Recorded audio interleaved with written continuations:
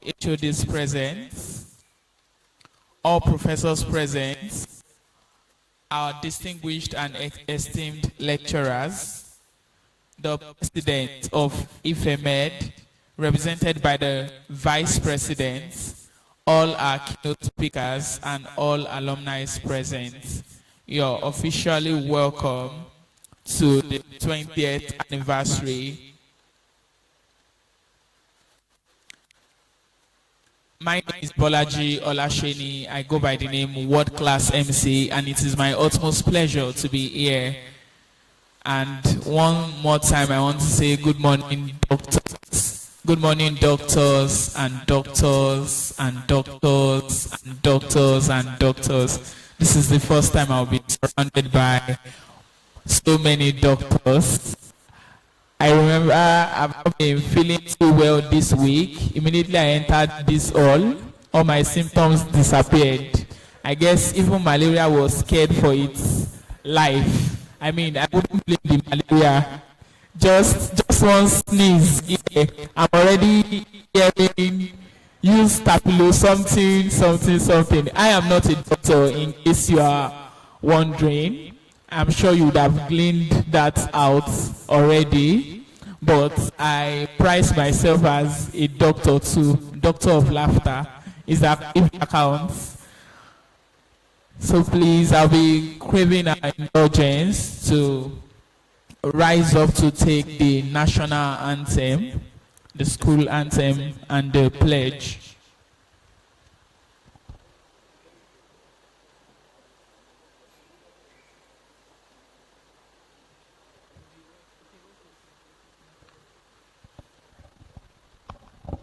Can we have the national anthem?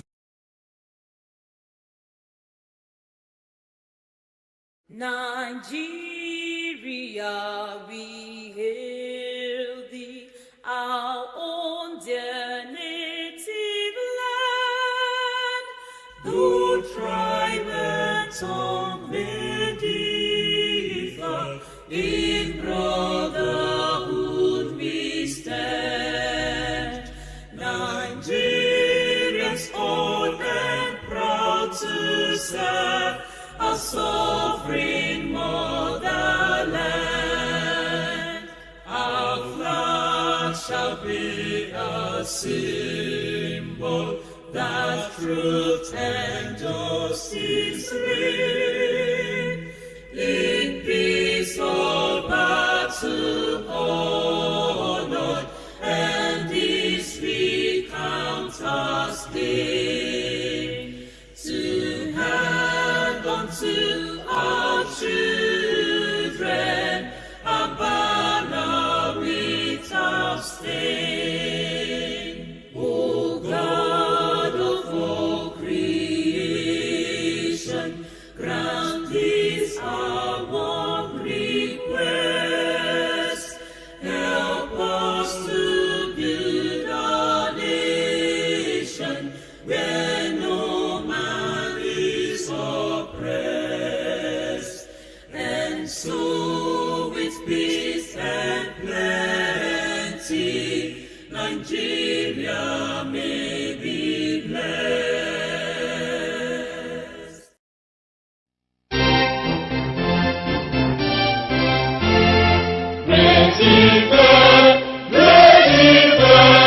Our business most beautiful than most. Cautious, vigilant, progressive, and good against all oppression. Forever, backward never for learning and culture, sports and struggle, great event. I love you. There's only one great event in the universe. Another great event is a counterfeit. Great.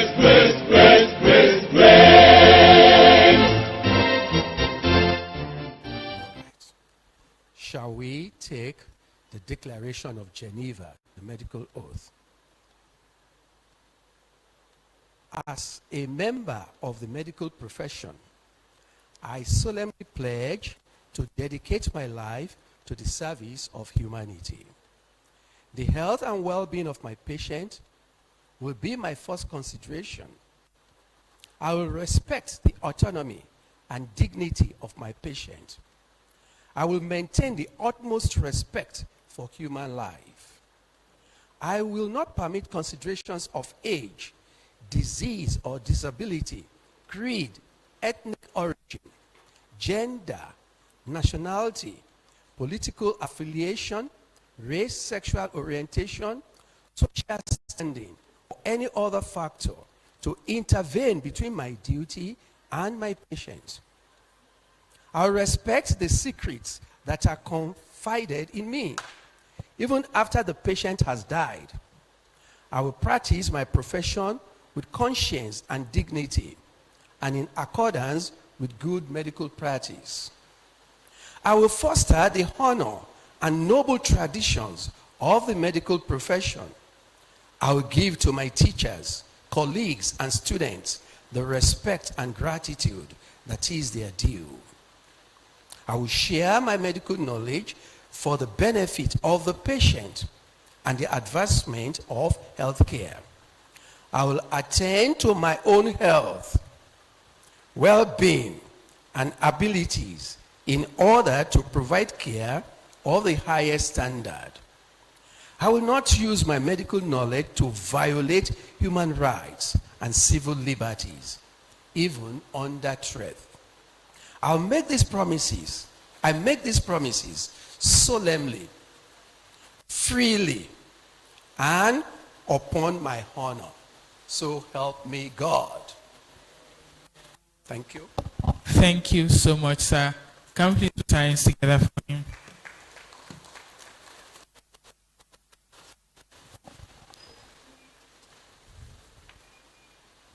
So right now we'll be taking the provost. Okay. Please, if we are sitting at the back, please let's come forward and occupy the front seat.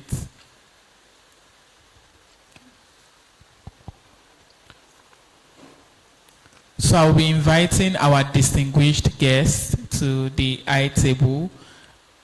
One more time, please, when I call their names, let's celebrate them by putting our hands together for them. We have the Vice Chancellor in person of Professor Adebayo Simeon Bamire. We celebrate him in absentia. Thank you very much. We have Professor Bernice Adegbeyingbe. She's the Provost of the College of Health Sciences, Obafemi Awolowo University. Can we please put our hands together for her as she comes forward to the high table? Also, we have Professor Salako, the Dean of Clinical Sciences, College of Health Sciences, OAU Ile-Ife. Thank you very much, sir, for coming. Let's also celebrate Professor Adeyemi, is the Dean of Basic Medical Sciences, College of Health Sciences, Obafemi Awolowo University, Ile-Ife. Thank you very much, sir.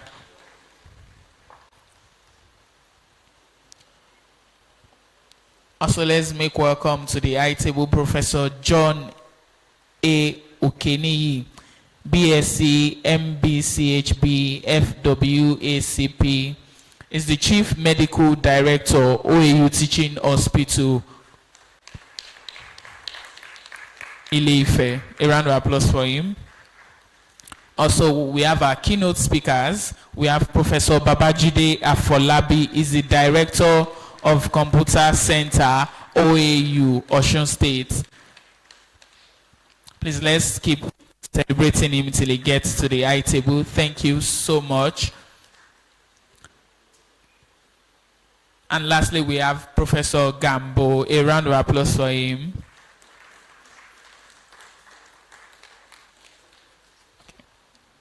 Right now, we'll be taking... Okay, so Professor Gambo is in transit. Right now, we'll be taking the Provost speech to be taken by Professor Adegbeyingbe. A round of applause for him. A round of applause for her. Sorry.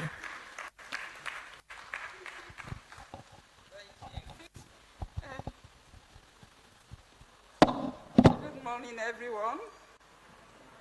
It's a great delight to be here this morning to celebrate our wonderful alumni that has left us some years back, precisely 20 years ago. Many of you are not in Ife. I can see a few of them that I didn't know they were in this group that are members of this class set, the 2006 class set. I'm very happy to be in your midst, to see all your fine faces, your chubby cheeks. God has been faithful over the past 20 years. He has kept us all and kept you and brought you thus far. So remember to come and give glory and adoration to God by celebrating your 20 years of graduation from this Saturday of Learning and having a reunion ceremony. It's with great pleasure that I extend my warmest felicitation and appreciation to you, the female class of 2006 of the College of Health Sciences, Obafemi University, Ile-Ife, on this day of your celebration of your 28th years anniversary of your graduation and your reunion ceremony. You must know that the college is very happy with you for the fact that you even thought it twice to come to OAU. Many of you are outside the country. My dear Dr. Tosin here, we have been communicating over the last few months. Dr. Sheung is here. He's not able to come. Yes. And so I can imagine what it took some of you to travel down. Some of you are a few in Ife, some outside Ife in Nigeria, and many of you outside the country, as is the normal pattern. So it's a great honor to have you in our midst to decide to come and celebrate here on the ground of OAU, your 28th anniversary. This remarkable milestone is not only a celebration of enduring friendship and cherished memories, because I know most of you have kept your friendship over the years, for the past 20 years, but it's also a testament of 2 decades of professional excellence, dedicated service, and meaningful impact on the society and humanity. Wherever you have all been, you have been making great waves. We have been hearing stories about your achievements, and we are very glad to celebrate you today. You have chosen to give back to the college, which nurtured you into becoming great men and women, world-class health professionals who you are today. And we are very grateful to this because your class has decided to do a project for the medical students in commemoration of your anniversary. So we are very grateful to you. However big or small any gift is, it is the mind with which that gift is given. Not everybody can give.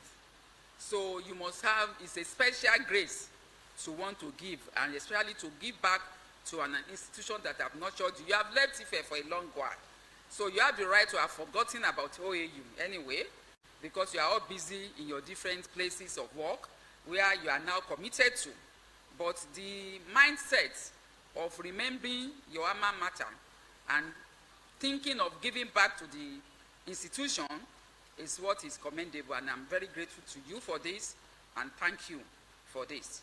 Your decision to embark on that project will enhance medical education and training in our college. And this your unwavering commitment to the college growth and advancement, as I said, is highly appreciated. As Provost, I deeply appreciate your resolve to invest in the future of our college, nurturing the next generation of health professionals while strengthening the very foundation upon which your distinguished careers was built. Your generous donation to the college of the modification of the clinical student library at the Faculty of Clinical Sciences is very, very well appreciated. It's going to enhance our students' ability to settle down to study well in that room that you have enhanced. In addition, you have also assured us of your continued support which will come in various joint and individual donations towards the continuous growth, sustenance, and enhancement of medical education in our college and university.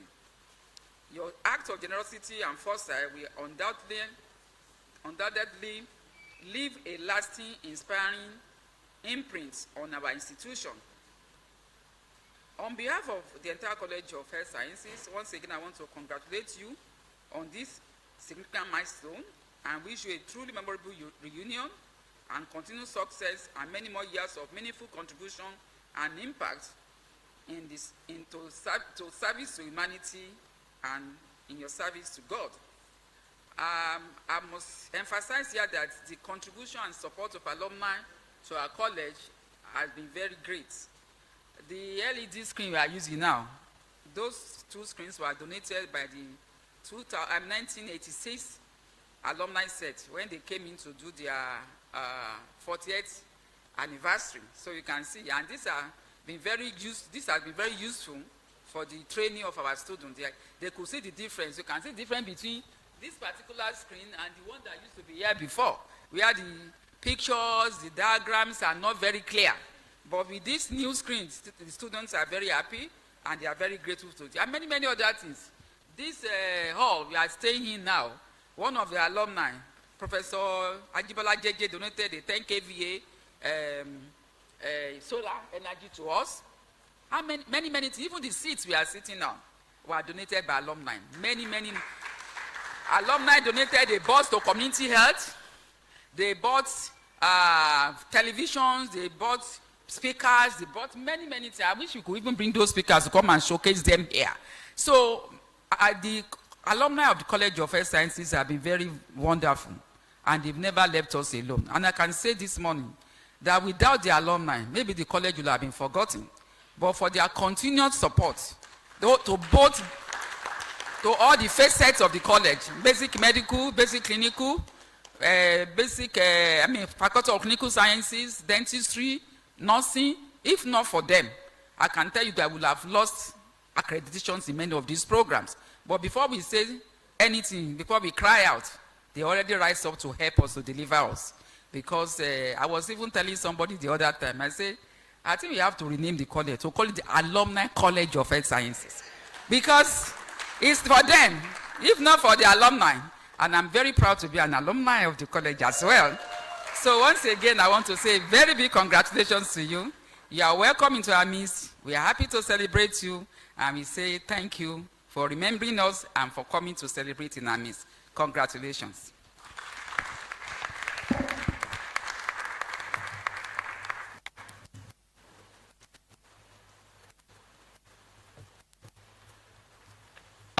Thank you so much, Ma. Can we celebrate our provost one more time?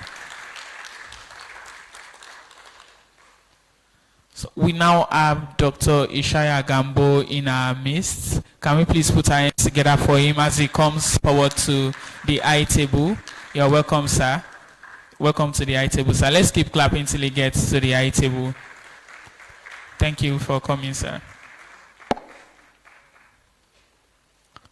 Right now, we'll be taking the Alumni Association President's speech. And to take this speech is the Vice President who is representing the President, no other person than Dr. Tosin Akinpeluye. Can we please put our hands together for her?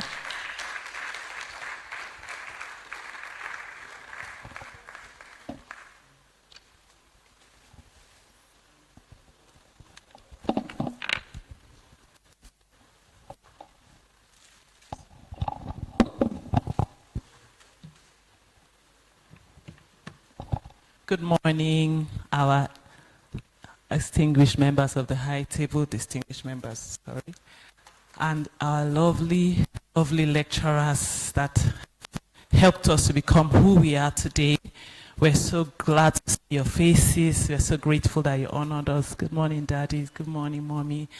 Good morning to the 20th anniversary alumni celebrating. Can we celebrate them? Thank you for coming.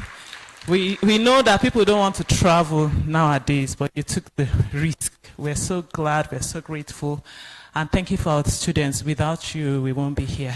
Thank you so much. And everyone else, thank you so much. All right, our president is here, but you can't see him because his heart is here. He's not in the country, and so I'll be taking the speech on his behalf.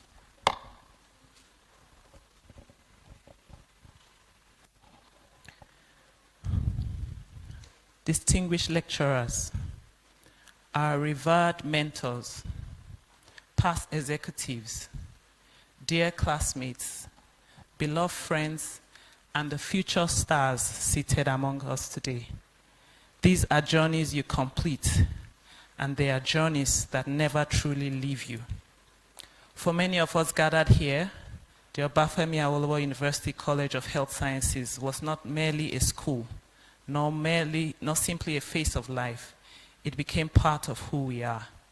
It shaped us, stretched us, refined us, and left an imprint that time itself cannot erase. Today, as I look around this gathering, I see far more than doctors, professors, consultants, researchers, entrepreneurs, and leaders. I see familiar faces from crowded lecture theaters, faces from ward rounds, faces from overnight reading marathons, faces from weary walks between hostels and clinics, faces from laughter that's helped us survive the most difficult seasons. And suddenly, it all feels like yesterday. Who would have imagined that those young students navigating the corridors of Obafemi Awolowo University and its teaching hospitals will one day reunite like this? Gray hairs replacing afros, responsibilities replacing youthful recklessness, and wisdom replacing anxiety.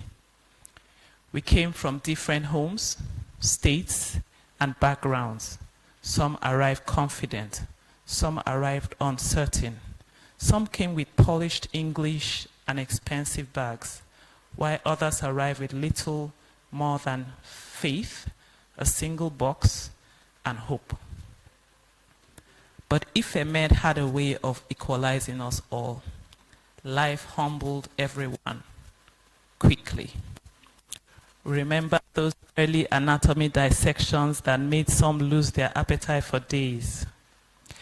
We remember the quiet fear of seeing certain lecturers walk into class, the tension before professional examinations, the endless practicals, the night we slept on textbooks only to wake up with pen marks on our faces. Then came the clinical rotations, the true baptism of fire. Ah, Elisha, the mere mention of it awakens many of us, though time had buried, or many of us thought time had buried.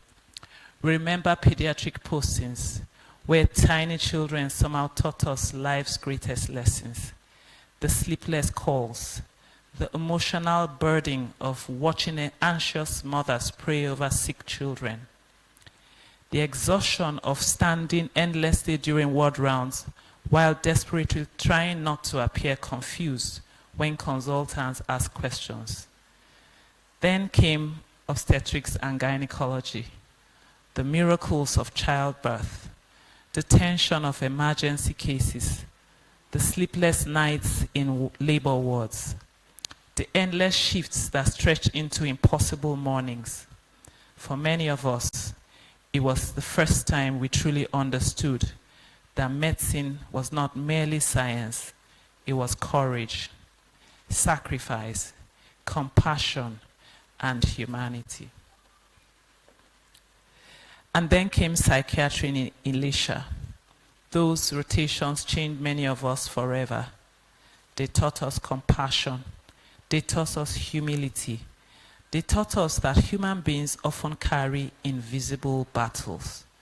Some of us arrived there playful and carefree, but left with a deeper understanding of suffering, resilience, and the fragility of the human mind. Through all these experiences, one thing remained constant: hunger. And not merely the hunger for success, actual hunger. Because after exhausting postings and endless rounds, there was one sacred pilgrimage many of us still vividly remember: the journey behind pharmacy for hot amala and spicy pomo. I remember those days. You would be on the queue, and some people would say, "Fufu meji, eron." Don't bother about meat. Just give me. And fufu had that long staying power and all that. I'm sure I may have to skip because this is a whole lot. I'm going to jump to the era of technology. We grew up in an era of limited technology. There was no AI, no online lectures, no chat GPT, no digital note sharing platforms. We carried heavy textbooks, searched libraries manually, and queued at cyber cafes. We learned medicine the hard way. Yet here we are today, in an age where artificial intelligence is transforming healthcare, diagnostics, research, and learning itself. I jump again. I jump to the last page because of time. Today, I wish to sincerely thank every lecturer. Thank you. I literally go on my knees to say thank you so much. Thank you so much. Thank you so much. Believing in us, for correcting us, for challenging us, and helping us shape our journey. To our past executive and alumni leaders, thank you for keeping this family united. To every classmate who has supported another financially, emotionally, professionally, and spiritually, you embody the true meaning of success. Please, let's celebrate our classmates. Thank you. And to the younger students listening today, please remember this.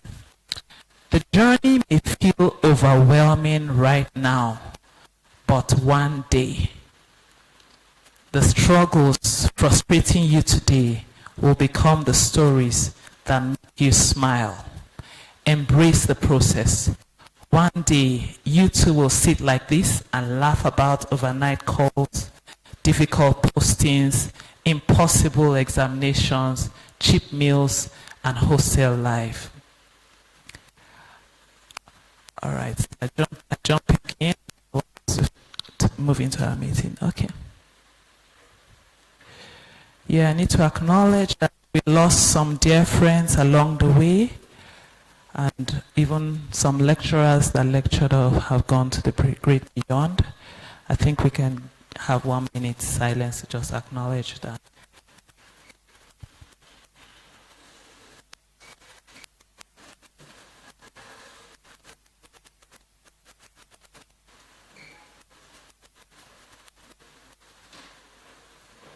We pray that their gentle souls will rest in peace, and that each of us will carry the baton and run our race well. Thank you so much.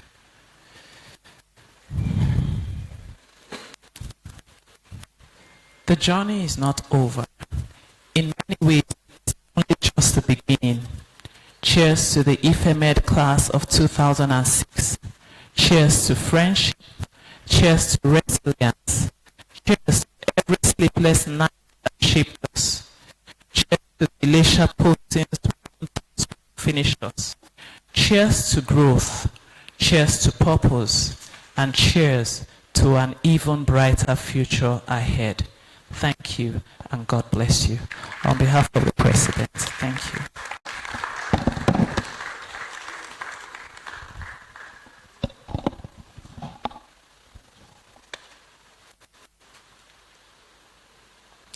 Thank you so much, ma. One more time, a round of applause for Dr. Akinwale. That was profound and felt. So I read, before we go into our keynote session, I read something online. So amongst doctors, I might as well find out. So I'll read it out. It was a tweet. Someone said, the urge for doctors to tell the doctor treating them, I'm a doctor too, is uncontrollable. That is, the urge for doctors to tell the doctor that is treating them is uncontrollable. So someone responded and said, the day I treated a professor of anesthesiology, she tried everything to avoid medical words. She kept referring to me as sir until I asked her where the abdominal pain is located. She said, around the right iliac fossa. I said, I just paused. So I just want to confirm, is that true? The urge is real. I mean, I can't even blame anyone. If I were to be a doctor, it would be everywhere. On my social media, on my lapel, everywhere. So yes, every doctor has the right to be proud. I mean, iliac fossa, we know you are trying to brag. So right now, I'll be bringing up Professor Babajide Afolabi for his keynote address. A round of applause for Professor Babajide.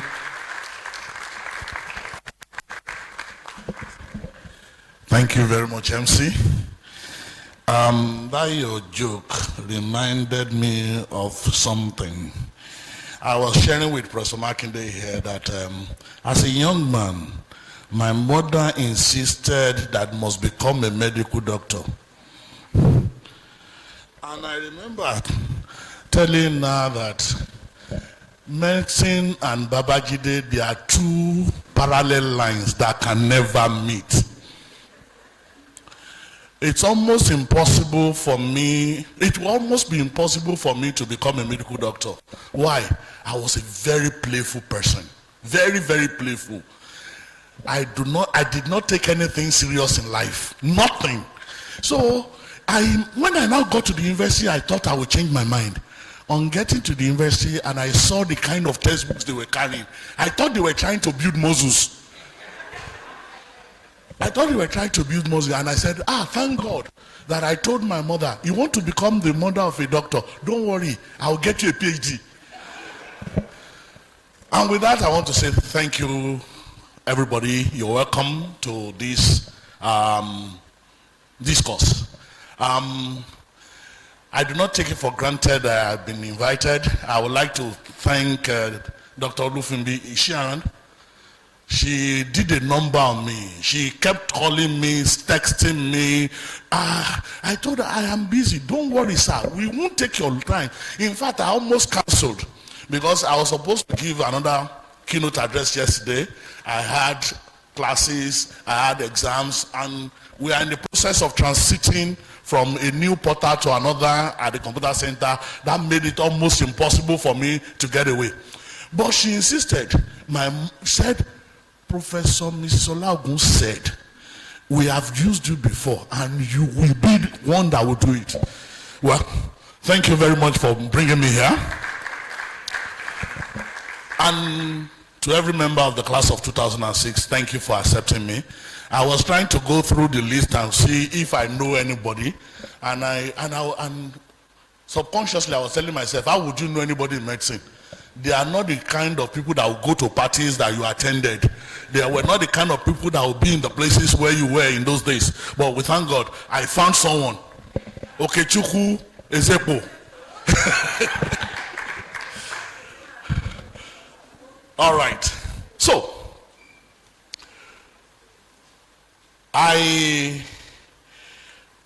it's a pleasure for me to be talking about a topic that is reshaping every sector of a man's career faster than any other force in our lifetime.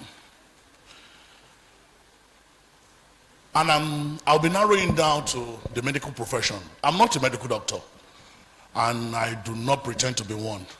Thank God for the people who have the heart to practice medicine. I was sharing with Professor Makinde again that it was my wife's consultant when we had our first baby about approximately 26 years ago. Thank you very much, sir. Thank you for all you do. Thank you, my sister, the provost.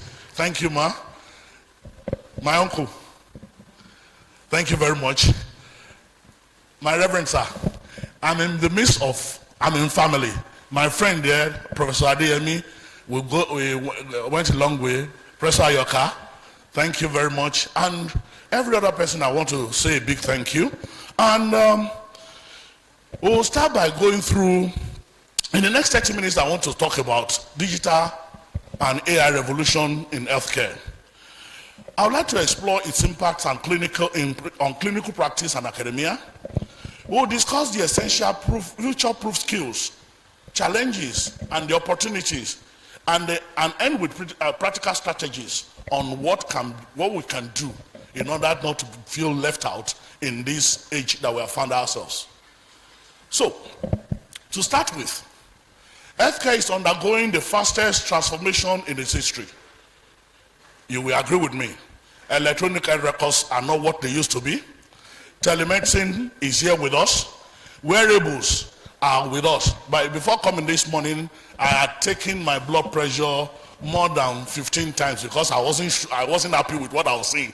So I was wishing that it would improve and would get better, and I kept taking it until I came to myself and said, look, young man, you need rest.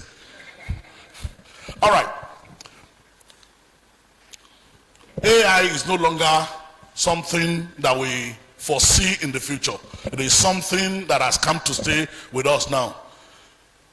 The global AI in healthcare market is projected to 188 billion US dollars by 2030. This is 2026. In a 4 years time, the revenue in that aspect, not the total healthcare, just AI in healthcare, 188 billion. The young ones that are seated here, what will be your portion in that money? No matter, I used to say that I'm not interested in money. You are not interested in money. How many times have you given out your salary, your monthly salary? I don't remember that I had ever done that. But whether we like money or not, money is still important in the game of things. So, this shift is moving us from reactive medicine to predictive, preventive, and personalized care. The question is no longer, will AI change healthcare? The question is, how prepared are we for the change that is here with us? Next slide. AI is already embedded in clinical workflows, in diagnostics. AI tools in radiology, pathology, and dermatology can detect abnormalities with remarkable accuracy. I remember the first research I did that identified lumps in radiograms. It was published in 2009. And there has been a lot of remarkable improvements on that even by now. Decision support system can help the clinicians to make evidence-based choices. Administrative tasks, documentation, billing, scheduling, and are increasingly automated and reducing burnout. One of the things that I don't like to do is writing reports. I like to do all the work and somebody else will do the report writing. Nowadays, you don't even need to write the report. Systems will generate the report for you. AI also powers personalized medicine, combining genomics and machine learning to tailor treatments. Virtual assistants are improving patient engagement and follow-up. Next slide. The academia is just as transformed and as rapidly too. AI tools like Elicit, Cite, and the rest accelerate literature reviews. In those days, I was sharing with the group that I was talking to yesterday. I said, as an undergraduate student on OAU campus, despite my misadventure, I would not miss the library to go and read Halliday and Resnick for my Physics 101 classes in those days, because you couldn't find Alide and Resnick anywhere else. You have to go to the reserved section of the library to read it, and they will only borrow you for 2 hours. When you are done, you return it and take your ID card back. Well, if nobody asks a question for it, you can now extend it for another 2 hours, but that's the maximum. The interesting thing today is that, sir, ma, I came back to Nigeria after my PhD in 2007, and I have not gone to the library. I have not gone to the library to read a single line. I only go to the library for meetings. That's a change that has come upon us, whether we like it or not. All my research that made me a professor was carried out on my laptop inside either my office or at 2 a.m. inside my house. So, researchers now use AI to draft grants, manuscripts, and even analyze massive data sets from the electronic health records. Education is shifting towards simulation-based and virtual training environments. Even peer review is evolving with AI-powered screening tools. This means, as an academic of the future, you must be comfortable working alongside these algorithms.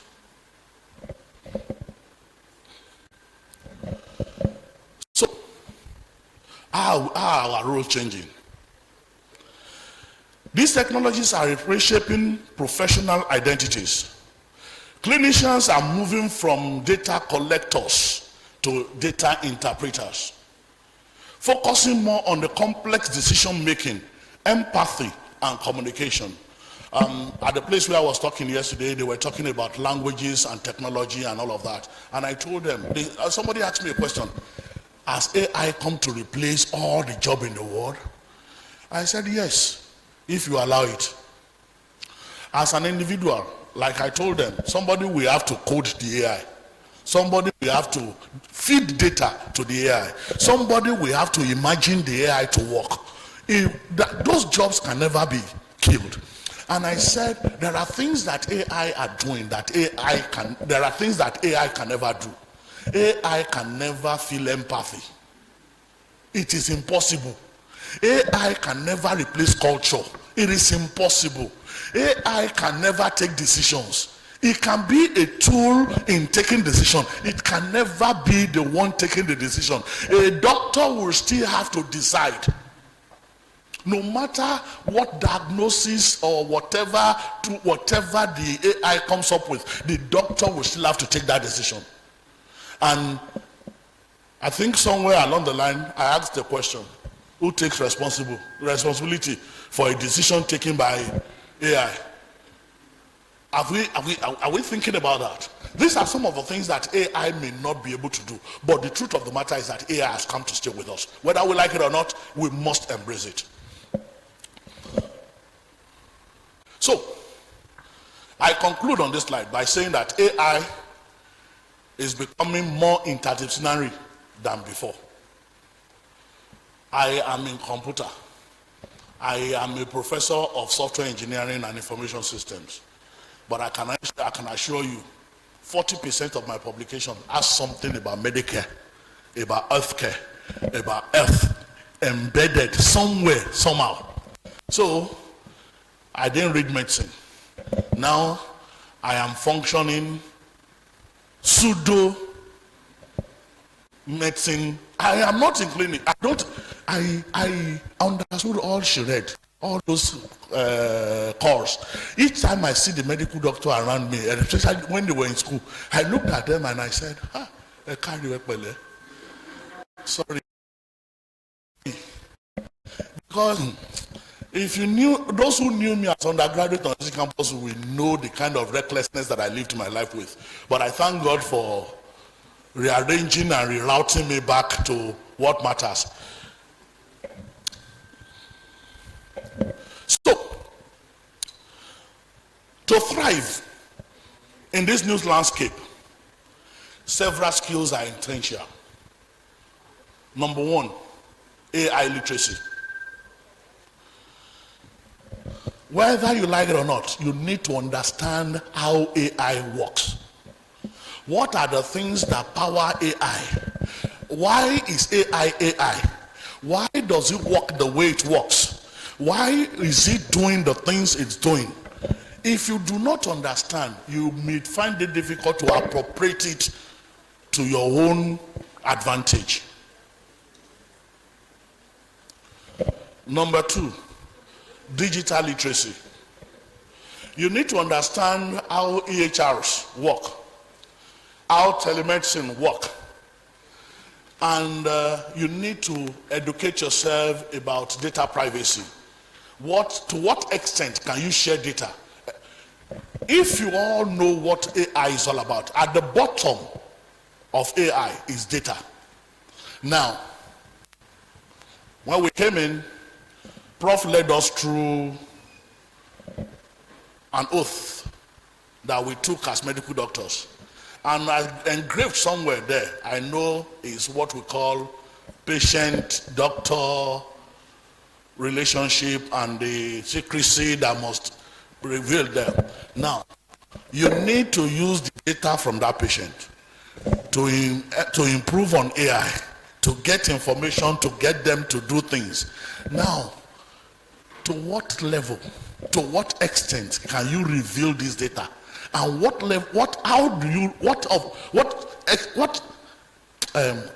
how do I say it? Which part of this data are you allowed to reveal? One of the things that got me really angry in this system was some few years ago, I was researching into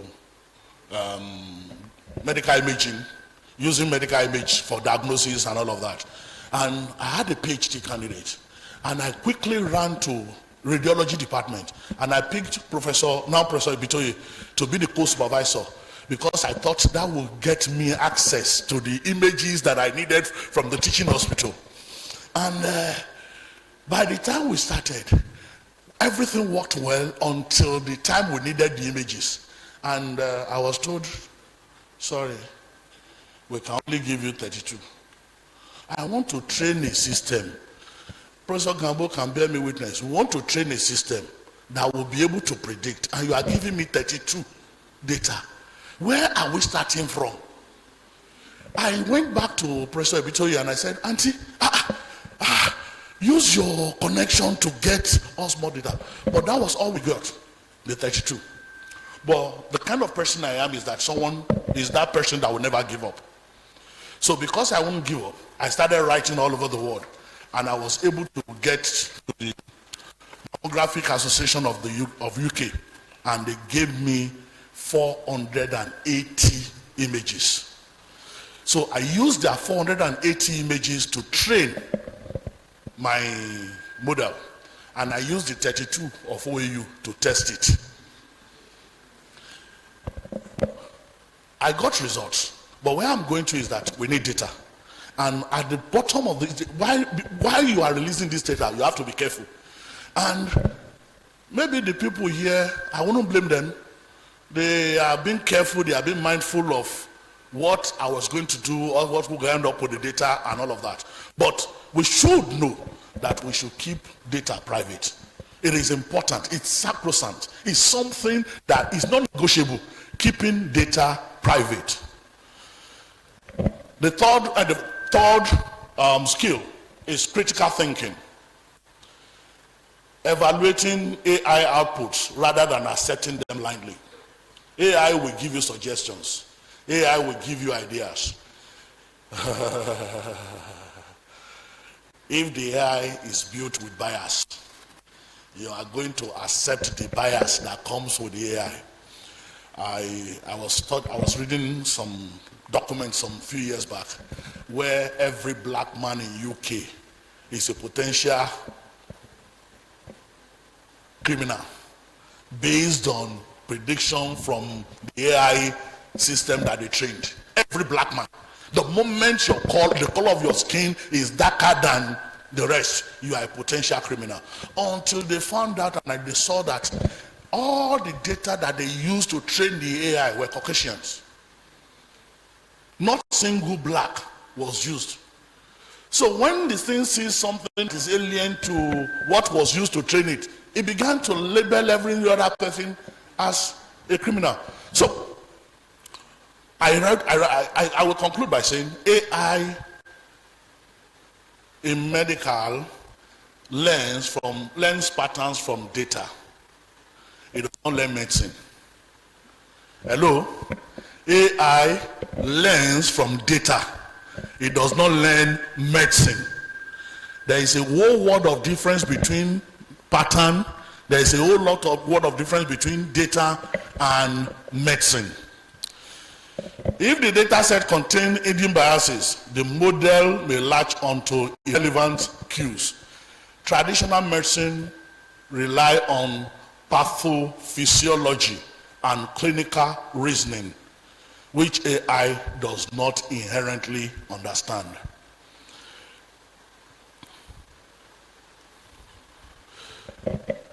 Another skill, interdisciplinary collaboration. Working efficiently with engineers and data scientists, whether we like it or not, you will work with me. You can't throw me away. I may not be a doctor, but I must be part of that research. Every time you want to publish something that is meaningful, you must call upon us because we need to help you. Look at the data. Tell you which data will work, which one cannot work. And it can get to a point that you will also get the knowledge that we have by being able to distinguish between the data that will work and the ones that will not work. But it is important that you cannot do it alone. There are things you can't write. Even if you are in my village, everybody that is a medical doctor must be very, very cerebral.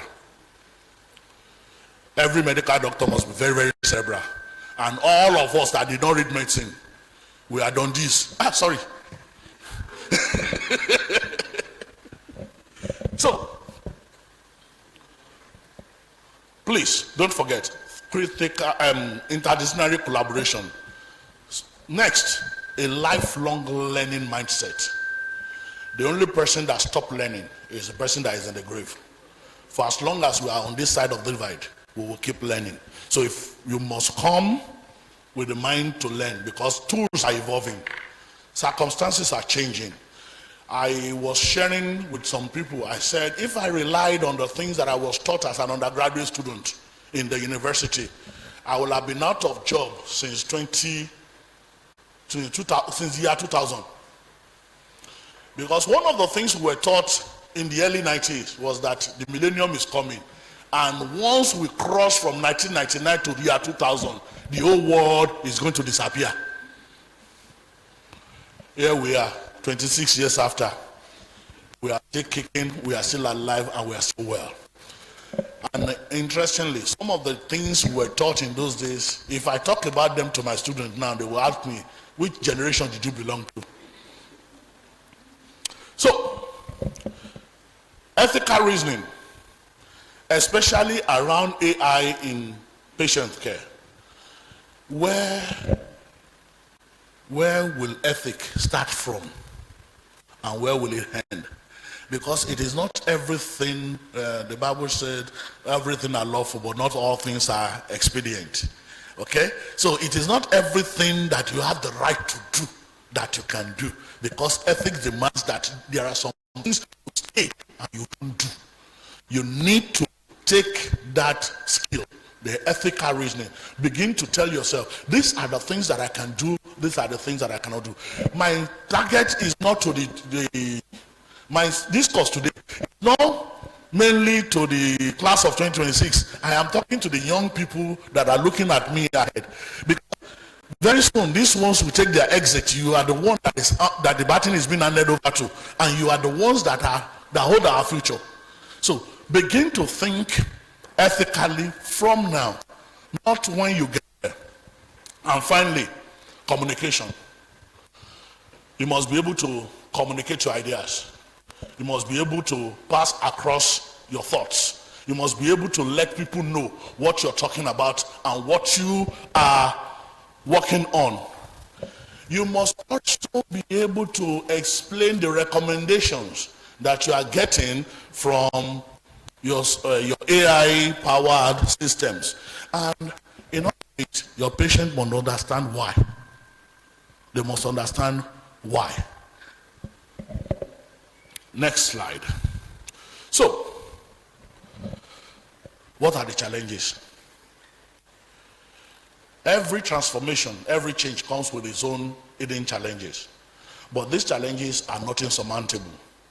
AI systems can inherit biases from data they are trained on. I said this, one of the things that is important for us to have at the back of our mind is that every AI system comes with a bias,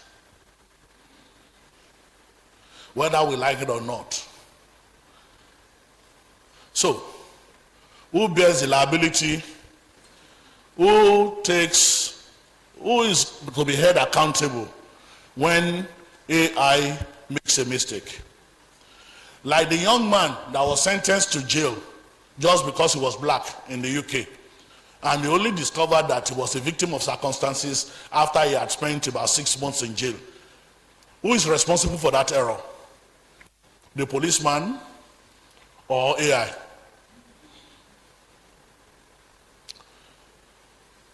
Using the wrong dosage because AI predicted that dosage and the patient dies. Who takes responsibility? The doctor, AI, or the drug?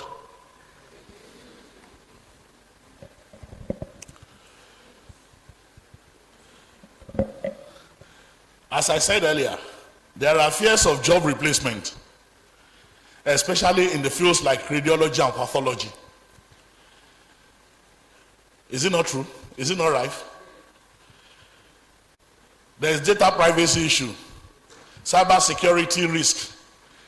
The data is becoming a globalized world, so everybody is interested. Everybody has access to what you think you were keeping.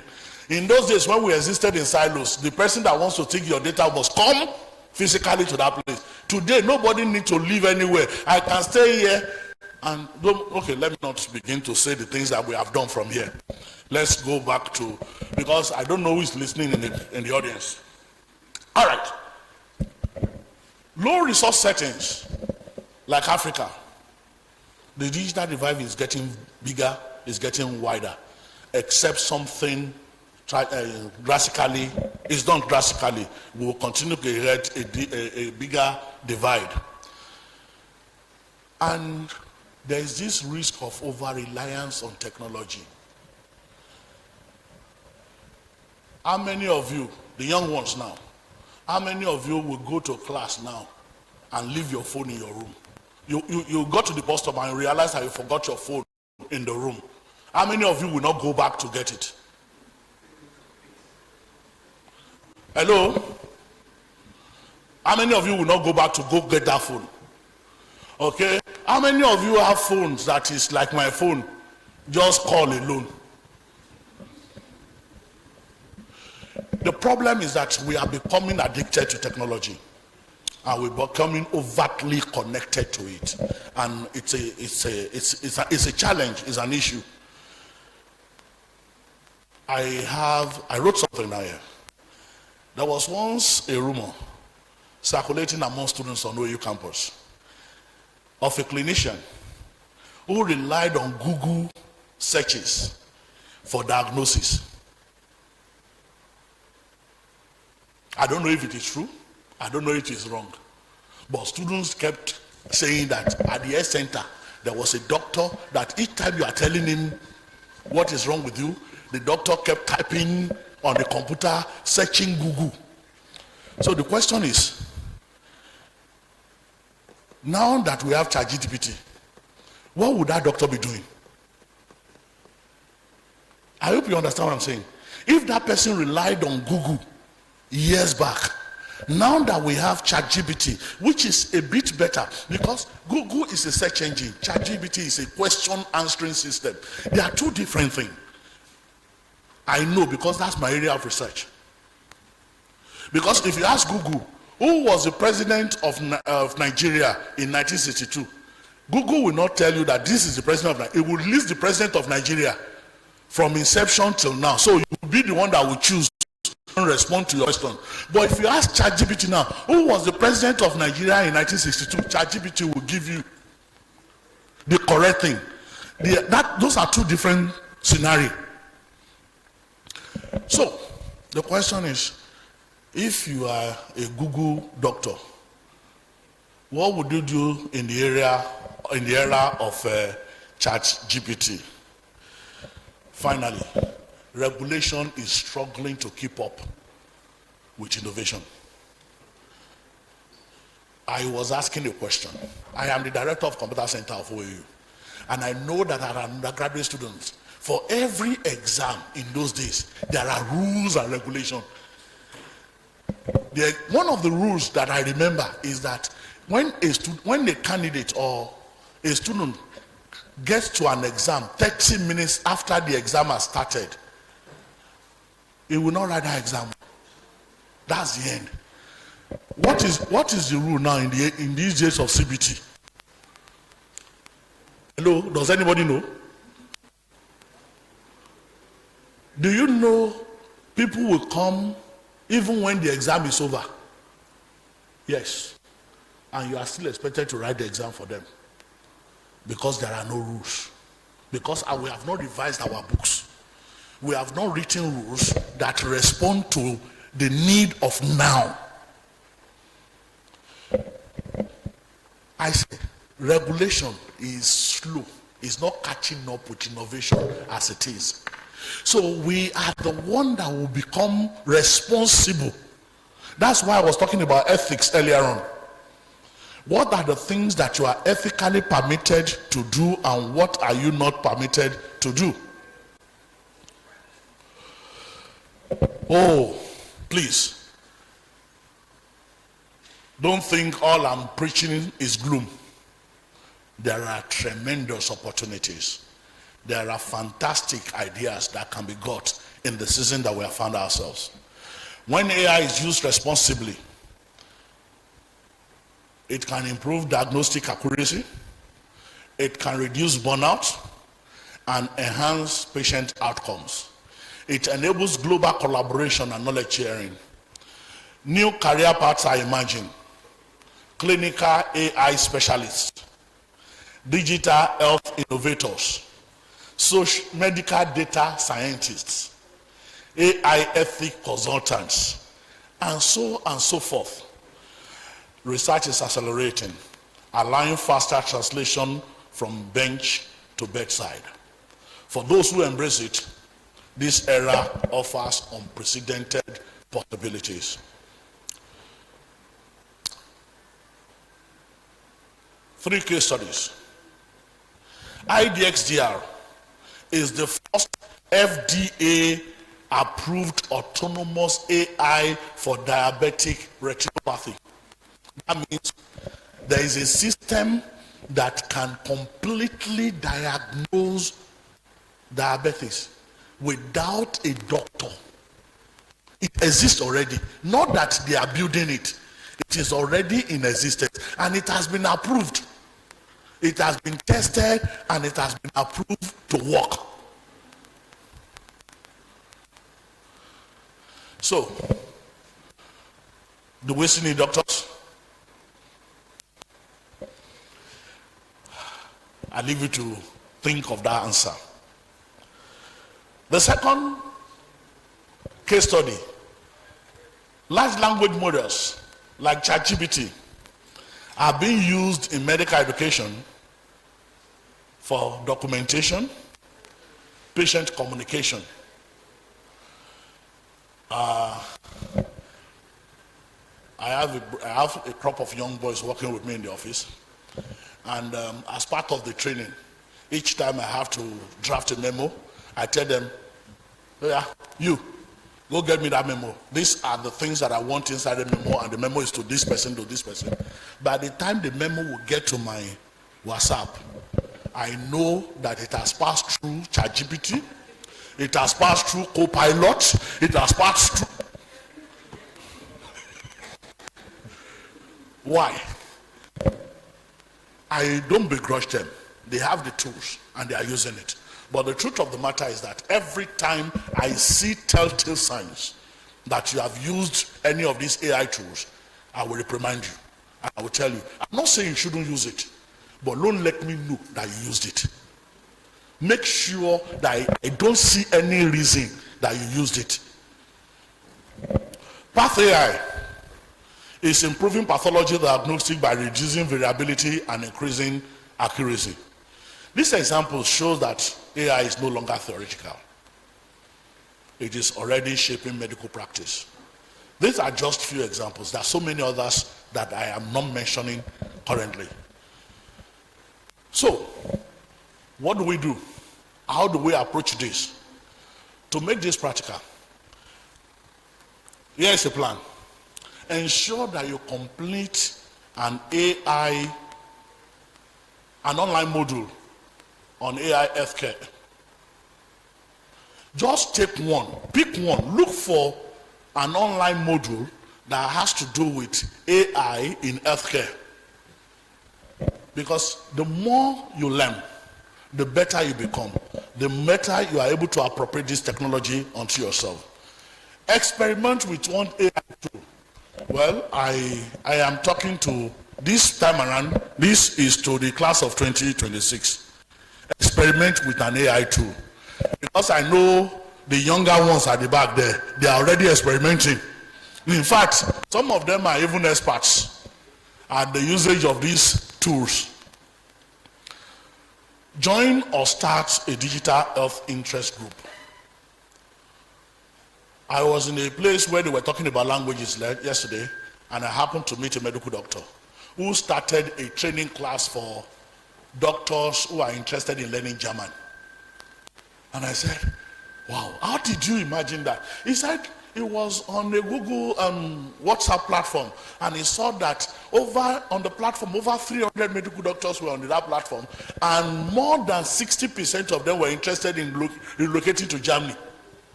And if they are going to relocate to Germany, they will need German. And if you are, oh, this is a gold mine for me. I'm a medical doctor, but I can start a business. And he started a business around that. He does not teach any of the German lessons.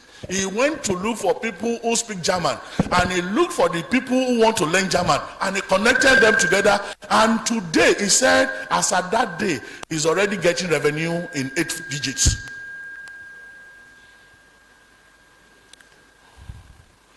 Eight digits, that's hundreds of millions. From that simple idea. So, start one, create one, be interested in one, do something, identify one area in your practice or research where AI can help, and begin exploring possible solutions. Small steps compound into major transformation. And so, I would like to say thank you for granting me the opportunity to come. The future of medicine will be shaped by those who embrace technology thoughtfully and ethically. If there are questions, I'll be happy to take them much later. Thank you very much. Thank you very much, sir. One more time, a round of applause for Professor Babajide. Wow, that was very profound, and Daddy is very right. We are very dependent on technology now. When he mentioned that if a student forgets their phone, at home, that how many students will not go back to pick it? Well, you can't really blame students, because nowadays everything is online. They can tell you this is the venue now, and before you get to the venue, they've changed it. Matter of fact, if you are not online for 2 days, your mates would have graduated before you come back online. There are skits that people do online, then they'll just say, POV, you switched off your data, and then you get to maybe motion ground, you see them in their sign-out shirts, and your mates are already graduating. So that's how heavily dependent on technology we are right now. So one more time, a round of applause for Professor Babajide Afolabi for that wonderful session. I'll be bringing up our next speaker. And before that, I want us to celebrate and welcome our distinguished guests that came in during the course of Professor Babajide's speech. Can we please put our hands together for them? Thank you very much. I'll be calling on our next speaker, Dr. Ishaya Gambo, for his speech. Can we please put our hands together for him as he comes to give us a speech? Let's keep clapping for him till he gets here. Thank you. Thank you so much. I thought you would still be clapping again. All right. Okay, immediately after saying that, I was almost saying praise the Lord, but then I don't know. All right. Well, I'm excited to be in your midst. My senior colleague in the faculty just spoke to us now, and I'm just wondering what will I come and say to us. It's as if what he just spoke to us is exactly what I was actually asked to talk on, but mine is with a different focus. My focus is actually on how we can take advantage of what is available, what AI has brought to us into our curriculum. These are the aspects that I'll be speaking about. And before I go into that, I want to appreciate the 2006 set for inviting me. 2006 was my first time in OAU campus as a master's student in the Department of Computer Science and Engineering.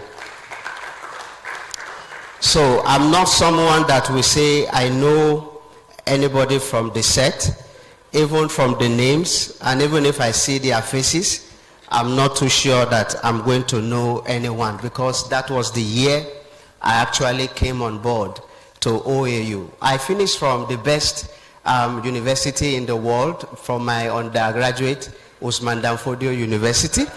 All right, good. All right, so I finished from there. I needed to say this so that we all know that that is where we are coming from. All right, so, but I want to appreciate the set for this awesome opportunity. I want to also acknowledge the provost who is seated in our midst. Mommy has a daughter. I mean, the first time I got my job in OAU in 2008 as a graduate assistant, our provost daughter happens to be a student IPAT advice. I want to appreciate the grace on you, ma. Thank you for coming. And also, we have a long-standing research friend. He's a friend, he's a father, he's a mentor, Professor Fatusi. These are the people that I know I met on this campus. And they try to put us through. You know, we are coming from the technical point of view, and anytime we want to apply our research in the healthcare domain, we need some expert. And he has been one of those people that have been helping us all through, and want to say thank you again for that. I've worked with a few set of people from the health sciences. I remember the immediate past provost. I think that is Professor Kola Wole. Yes. So I worked with him. He co-supervised one of my master's students. We did something on type 1 diabetes, and it was an awesome experience with him. Where my own father is also here, Professor Oji is here. I was thinking I would not see him because I saw his name. Thank you, sir.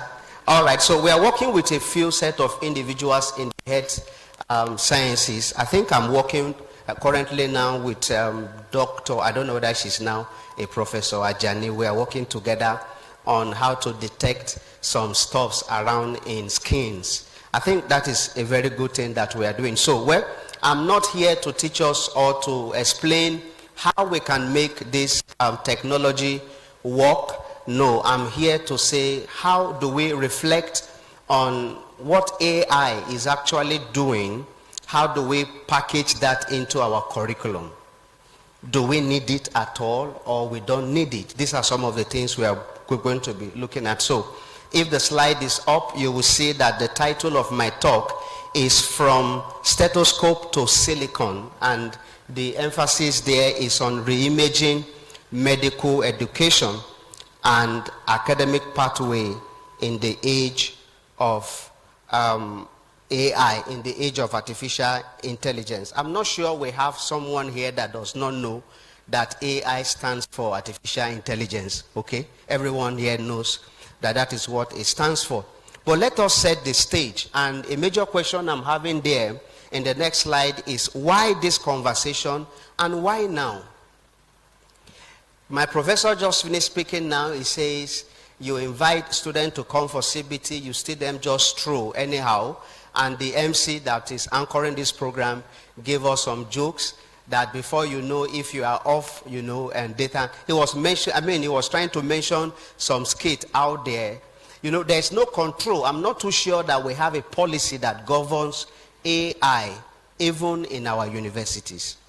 I remember when they brought in CC Mass, one of the things my then HOD said to me is that the VC said for every course, anytime we are describing the course content, we must add the AI component. We must add the AI component. Nobody is saying something tangible. Everybody is just giving us some generic statement. Make sure there is AI component. I don't know much about your courses. I mean, especially those things that you do as medical students and professionals. But imagine I just stand up here and say, for that course that probably Professor Oji is teaching, make sure you add AI, and component to it. The question would be, does Professor Oji knows much about AI?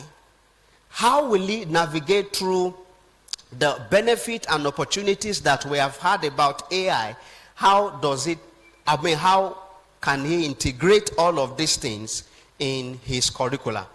All right, so in setting the stage, I'm asking the question there, why this conversation and why now? Now, reimaging medical education and academic pathway in AI or in the age of AI matters a lot. If I ask you to use your pen and write on this short note that is, given to you, why do you think this matters to us as medical professionals, either as students or as practitioners? Why do you think it matters to us? Now, if you go to your probably WhatsApp now, we have Meta AI that we can use very quickly. So if I ask you to subject that as a prompt and you ask, a number of information will come out. For example, to answer this, I will say that AI is transforming healthcare. It's not a statement of fact, but is a statement of truth. Let me put it that way. How do I mean? Medical professionals, they need new skills to leverage the available AI tools that we have for the purpose of diagnosis, for treatment, and also for improving patient care. They need that. Why does it matter? We can also look at it that current curricula are already outdated. I don't know whether CC Mass met with you in the medical profession, but I just believe that CC Mass was for other faculties. I don't know whether it got to you people. I don't know. But then, current curricula, even with the CC Mass that we have, they are outdated. How do I mean? You see, and traditional medical education often neglect AI, they neglect data science, they neglect digital health competency. Let's say you are teaching a course on, I don't know which course now in your own field. Permit me to just say you are teaching a course on how to take delivery. I don't know whether there's any course like that, but let's just say you are taking a course on how to take and delivery. How do I reflect AI in it? And even if I do that, will I need to depend on the professor that is teaching that course to demystify all of the concept that is tied to that AI part? Is that what I'm going to do? Now let's move on. Now in 1816, there's this lady, or is he a guy now? The next slide. There's this guy, René Lianek, who invented what we call the stethoscope. I don't know whether this is true, but I found that on the internet.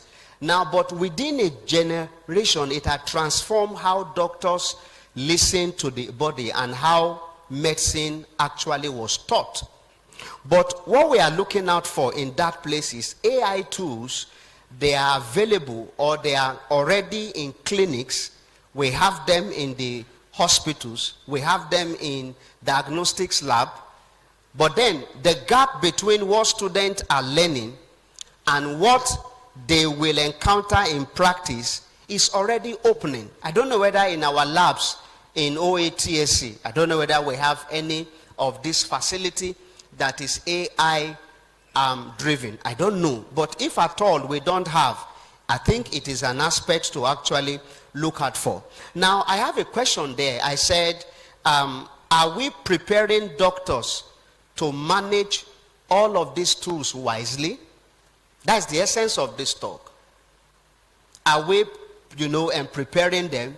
So the take home for the student here is that, should we be expecting to see that there are AI components in our courses being taught? And then for our professors that are here, are we going to take the responsibility of reflecting or integrating some of these AI fundamentals into teaching of our courses? We need to look at all of these things because they are very important. But then let's look at the world our students will graduate into. Now, if you check this slide very carefully, on slide 4, you will note that these six already exist, and they are active in varying, degrees. Yeah.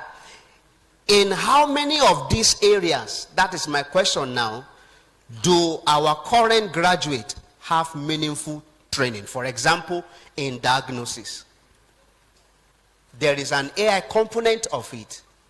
In fact, we are working with some people now, like I mentioned, with Dr. Ajani. We are doing something revolving around that.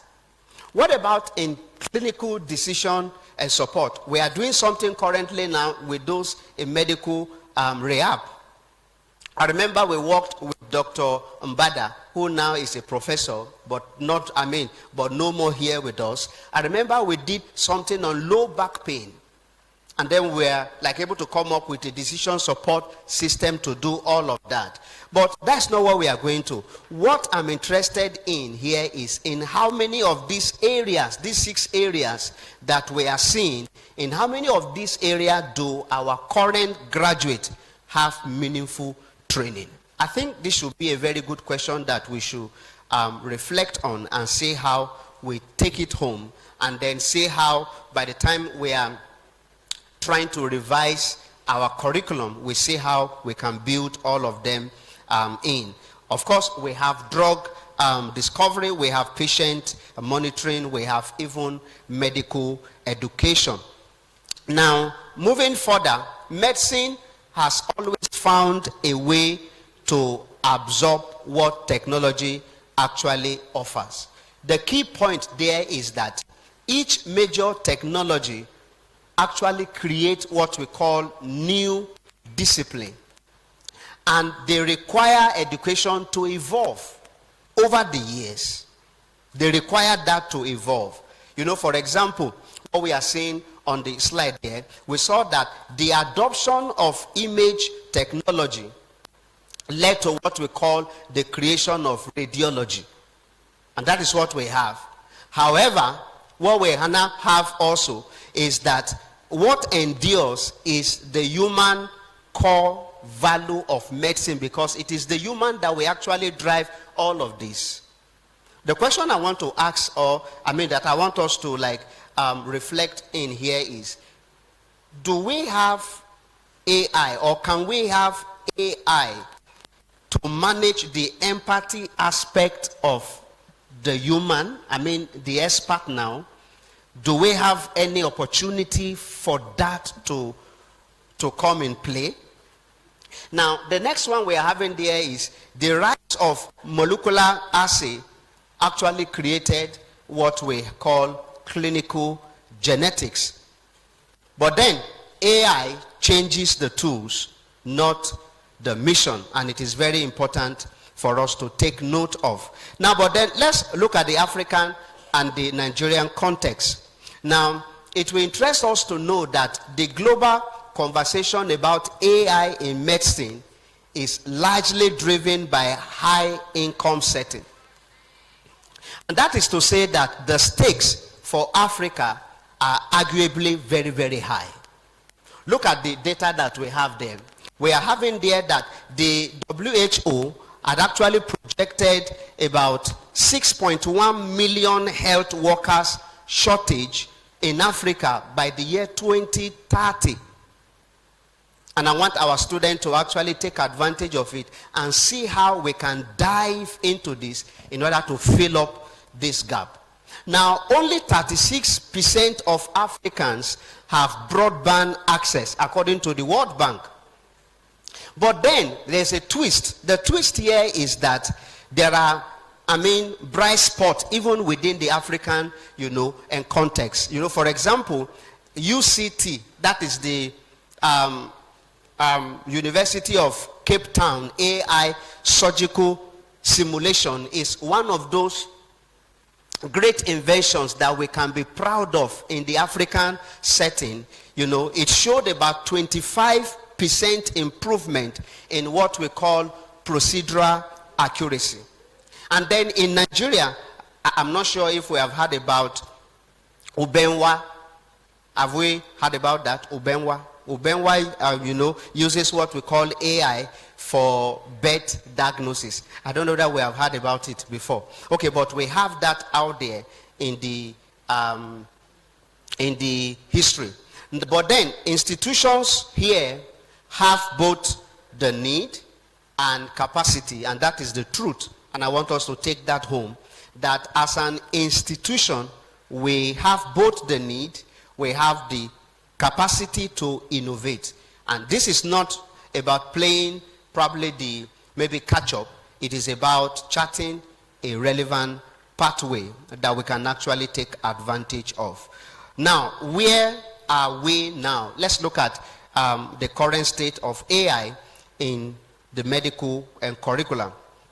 Now, the current state, that is the global medical curricula and AI that we're having there, we noted here that the 77% headline may sound reassuring to us in this room now.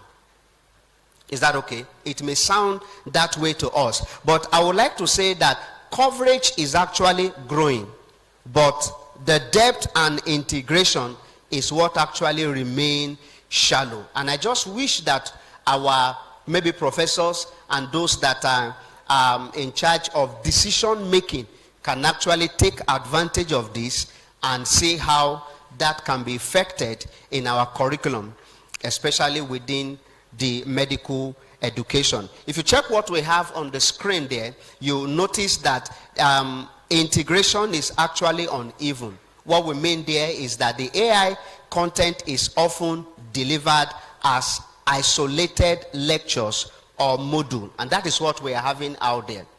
For example, some of our conversation with these people that we collaborate with, those in the medical field, some of our conversation, by the time we start mentioning some of these technical terms, they are lost. They are like, we don't know what you are saying. Some of them, by the time there is this exchange of, idea in terms of probably we have some draft, they will just focus more on the professional aspect, right? And then they leave us to take care of the technical aspect, which I believe should not be like that. Even if we are not supposed to be taught in detail, of course, we should try to see how we communicate some of the fundamentals that are revolving around this AI as we are teaching our medical courses. Then students are, of course, ahead of curricula, and that is the truth. I believe that, when my professor spoke earlier, it was he started by saying that he wanted to study medicine, or they wanted him to study medicine, but it was like anytime he sees a medical student with a huge set of textbook, he will be like, are these people actually trying to embark on exercise? Today, I believe with the emergence of AI, all of these things are reduced. I mean, on your phone, you can have most of this material. And in case you want AI to explain to you better, I will not say better than your professors, because your professors knows better than AI. Let me just put it that way. But of course, just a prompt is enough for you to have an explanation in detail of an entire textbook at a glance. We move further. What medical students actually know about AI? What medical students actually know about AI? Now, from the graph that we are seeing here, we are trying to establish that there is a decline with training. And that is the gap that we are trying to fill. Technology interest was highest probably among the first year students, about probably 60%, but it gradually dropped to 13%. Why? At the first level, what you have is, you see students taking courses in White House and Yellow House, and few of core medical courses. So they depend at that level more on this AI tool.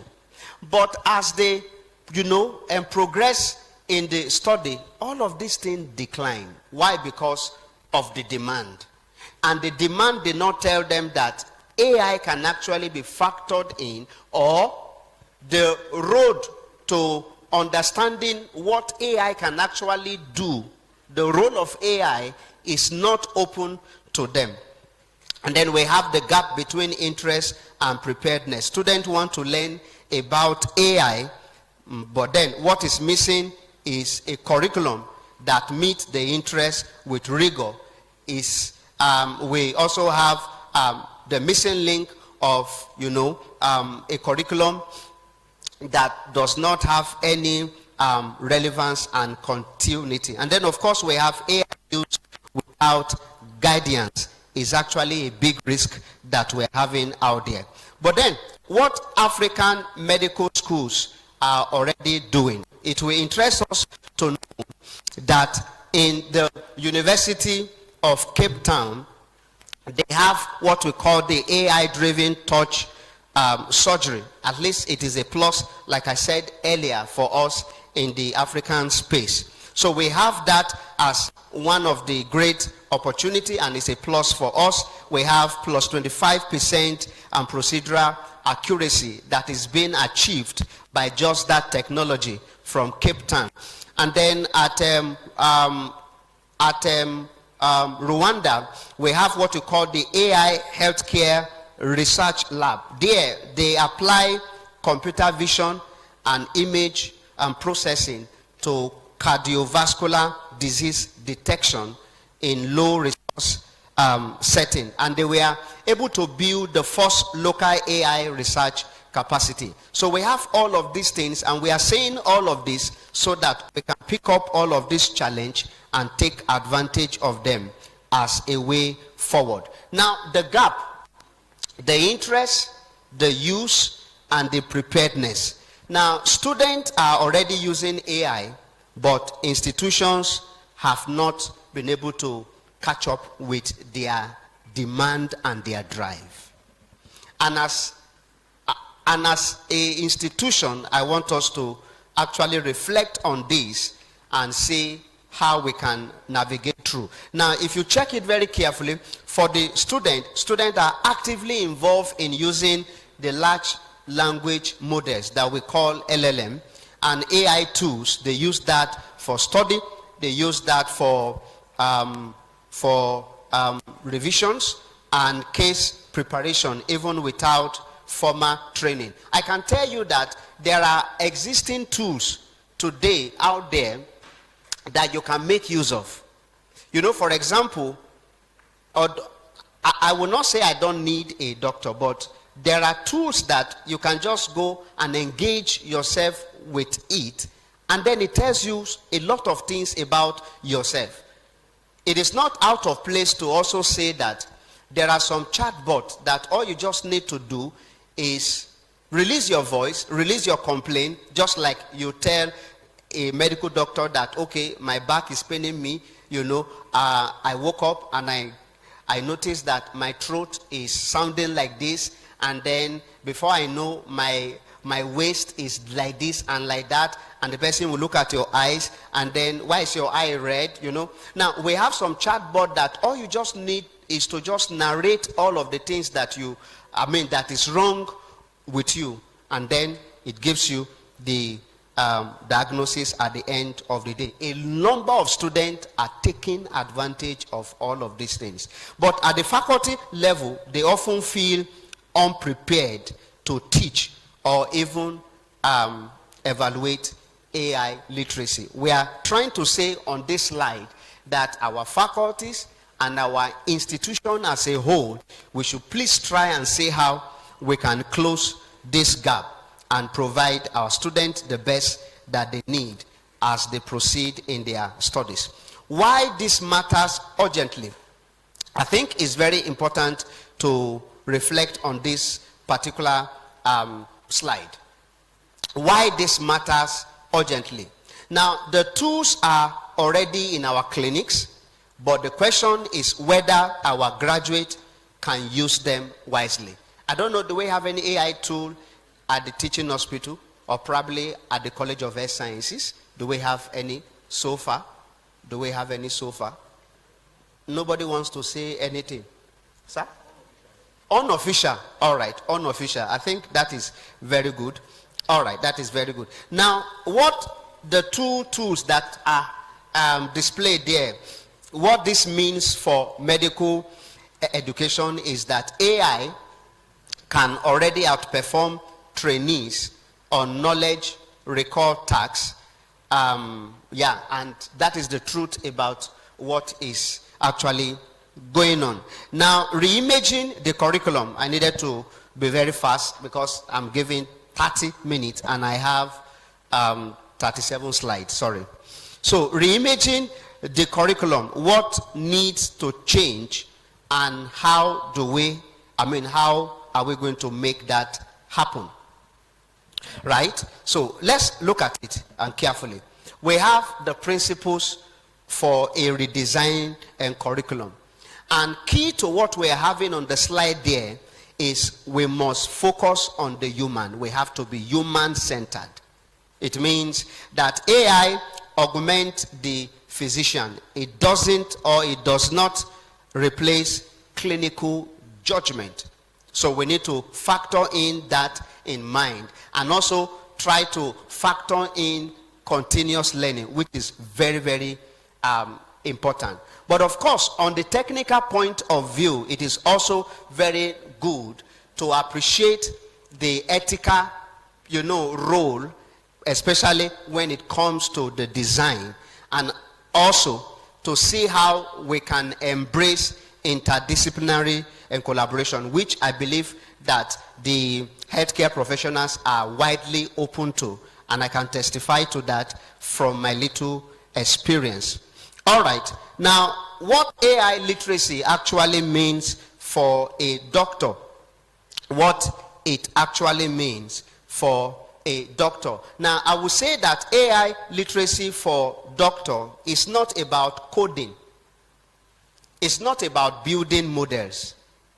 You are not trained for that. But you are trained to arm those that will do this with the right information so that they don't give you a very bad design. So that they don't model in the wrong, direction. One of the things that we suffer, those of us from the technical point of view, is that we have this scarcity of data, especially when we are working with the healthcare professionals. Yes, we appreciate the fact that by your discipline and training, you are like ethically inclined to the point that you don't release patient data because the patient is actually at stake, or is the SI that will actually focus on anytime we are doing anything, we are trying to integrate, and technology into what you are doing. Well, let's not go into details about that, but all I need us to take note here is AI literacy for doctors is not about coding or building model. It is about you understanding, critically appraising, and also responsibly applying this AI tool, especially within the scope of clinical settings. I think this is very important to note. If we look at the first tier there, the first tier for us is non-negotiable. What this means is that every graduate or every graduate of every specialty will definitely encounter AI tool. Those in gynecologists, they will. Those in obstetrician, they will. Those in dermatology, they will. Whichever is your own area, you will definitely have all of these things. But in tier 2 actually acknowledges that some fields like radiology, for example, pathology, emergency medicine, they are integrating AI faster, and they need what I call deeper training. They need that a lot. But if we check the third tier actually try to recognize that medicine actually needs physicians, scientists who can actually shape the field from the inside, not just from the outside. It's very important to take note of. I have a message there. I said practical message for our Nigerian medical schools is that we can start with the first tier, for example, to integrate them into some of our existing courses, and then the goal here is not a new degree program, but then to build the competence and the skills of our students. This is very important to take home. All right, vertical integration versus standalone AI courses that we are having. Now, the evidence increasingly favored what I call the hybrid approach that we can probably want to leverage on. We can make use of what I call dedicated introductory AI course.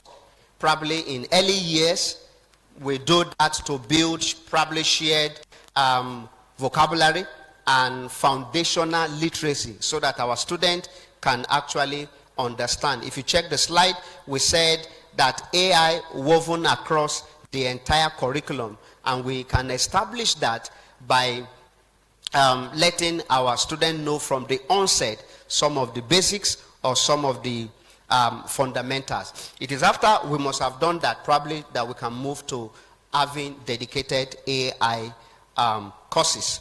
Good. Simulation, virtual patient, and AI learning is the next that we are having. Now, this particular slide actually makes the practical case that our curriculum redesign does not actually require a complete overhaul. Yeah, it does not require a complete overhaul. Specific tools can actually be adopted incrementally, and we can take advantage of all of that. So I said here that expanding what is possible and then including in resource constraint setting is actually germane at this point.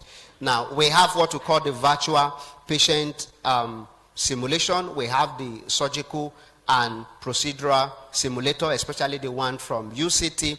And then we have the AI-powered adapted learning. We can actually take advantage of all of this. Now, how does our assessment go, or how do we want it to flow? Assessment must actually follow the curriculum. Assessment reform is frequently the most neglected piece of most of our curriculum redesign, and we need to reflect on that. And then the most important signals to students about what actually matters is the assessment. So you look at the slide very carefully. We noted what must change and what we need to introduce. You know, for example, what must change? We mentioned the first there is the traditional MCQ only exam. And then what we need to introduce is AI integrated OSCE. We need to do that. And then when we do that, I think students will trust our judgment, especially when it comes to assessment. Now, preparing faculty first. I like to say that the most overlooked and prerequisite for any curriculum change is the faculties. I noted here that educators must be trained in the use of these AI tools and also possess a thorough understanding of the applications for the purpose of ensuring that the AI is used responsibly and effectively in shaping the future healthcare professionals.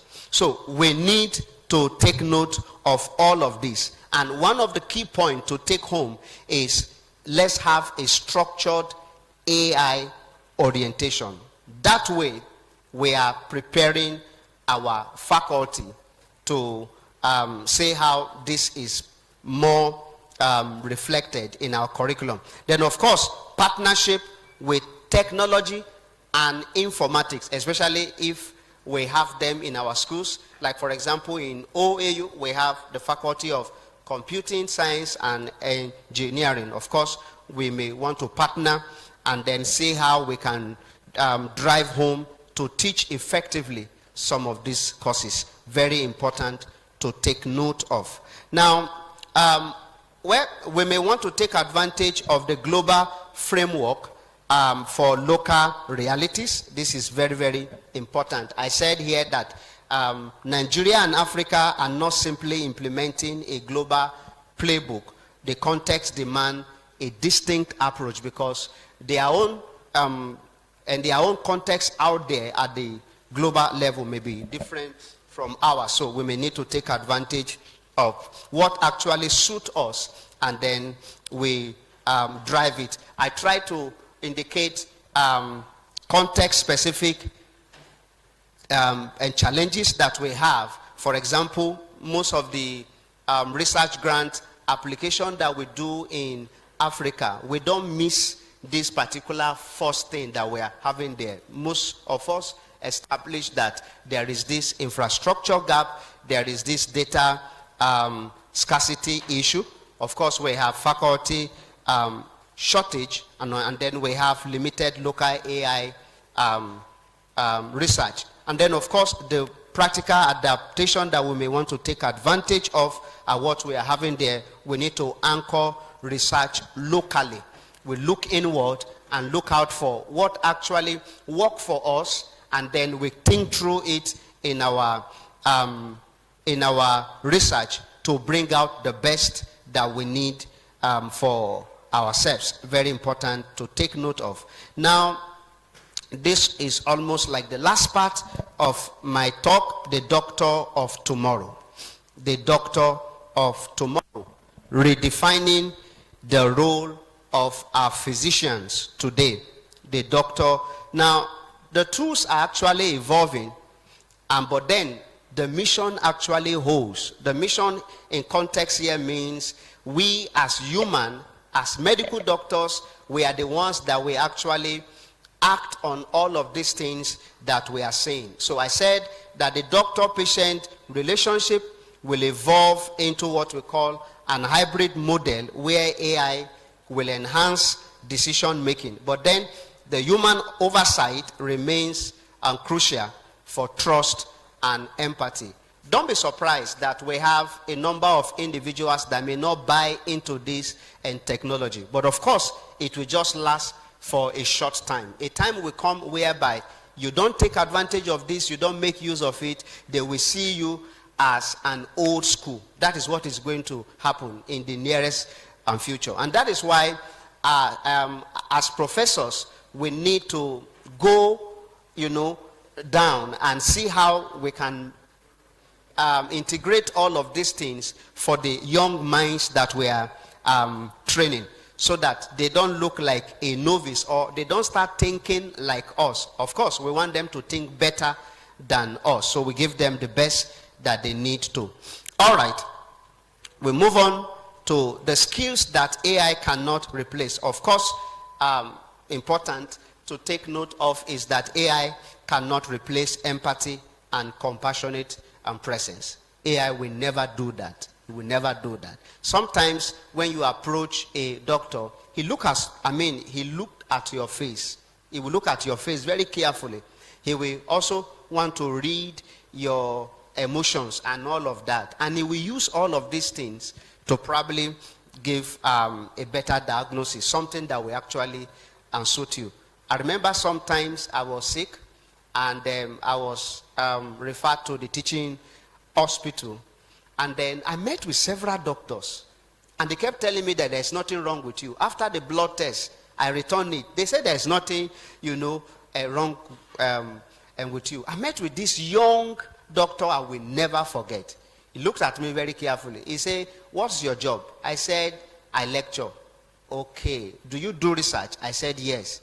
He said, "What's your position?" I told him then that I was an associate professor. He said, "Okay. Is it that you are thinking about when you are going to become a professor?" In fact, I just smiled. I was like, why is this guy going through this route? This is what is wrong with me. And then he told me then, he said, "Don't take any medication. Just go back home, rest, take plenty of water." But inside me, I felt that, no, there's something wrong with me that, but then he was able to understand me very carefully. And then he gave me those breakdown. AI can never do that for you. There is no way AI can do that. Then, of course, AI cannot contextualize clinical judgment. It will not. It is exactly what is in the corpus that AI will actually supply to us. When it comes to moral reasoning and ethical agency, AI cannot do that. Of course, when it comes to trust and communication, it is limited based on what it has been programmed to do. Then adaptive reasoning under uncertainty is also an aspect. And of course, AI will never want to advocate for any. All right. The physician as AI steward and advocate. Now, future doctors are the guardians of AI within healthcare. And I want to see that as a plus for us in this profession. That we are the guardians of AI within healthcare. I want to imagine a scenario whereby anytime they are building some of these LLM, the large language models that we take advantage of, that we are making use of, like our Gemini, our Chat GPT and co, they keep updating them, every year, if not every month. They keep updating them. But I'm not sure if they factor in the domain expert. I don't know, because I've not been involved. Sir, I don't know whether they do that. You are making use of Gemini now, for example. Some of your prompt, I don't know whether you are satisfied with the response that you get. I don't know. But then, when it comes to decision making, or when they are trying to rebuild or remodel this LLM, do they actually carry along the domain expert? That I don't know. But of course, for us in Nigeria, especially in OAU, I believe that with time, we are going to launch a research that will lead into developing our own African, contextual LLM that people can be making use of. At that level, of course, we are going to involve majority of us, especially when it comes to your field. All right, let's move on. The ethical dimension, the bias, the privacy, and the issue of accountability. I guess we should be on slide 25 already. Now, what I would want to note here is that, like I said before now, I'm not too sure if domain experts are involved in most of these decisions. and then whatever they are able to decide on is what inform the algorithm that will be built. So, of course, we have algorithm bias. And one of the major problems that we established there is that AI models train predominantly on data from high income, high diversity and countries can produce what we call discriminatory outcomes when applied, especially in the African context. And that is true. The reason here is the expert from the African, point of view are not involved in that. And whatever they are able to decide on is what will guide the development of their algorithm. And that is exactly what they are going to implement. It is very nice for us to consider all of these ethical dimensions. Very important. Well, the new specialty horizon that we are having, I would like to say this is a forward-looking aspect that invites medical educators to actually think about training pathway, not just the content. I will not want to live without saying that it is not out of place for the same set of 2006 to try to probably establish a training, probably for the medical student, just get a particular set of individuals that you can train and see how they can benefit along the line. I said here that each major technological shift in medicine actually created what we call new discipline, and AI will actually do the same thing. So we may want to focus on clinical AI officers, for example, and build capacity.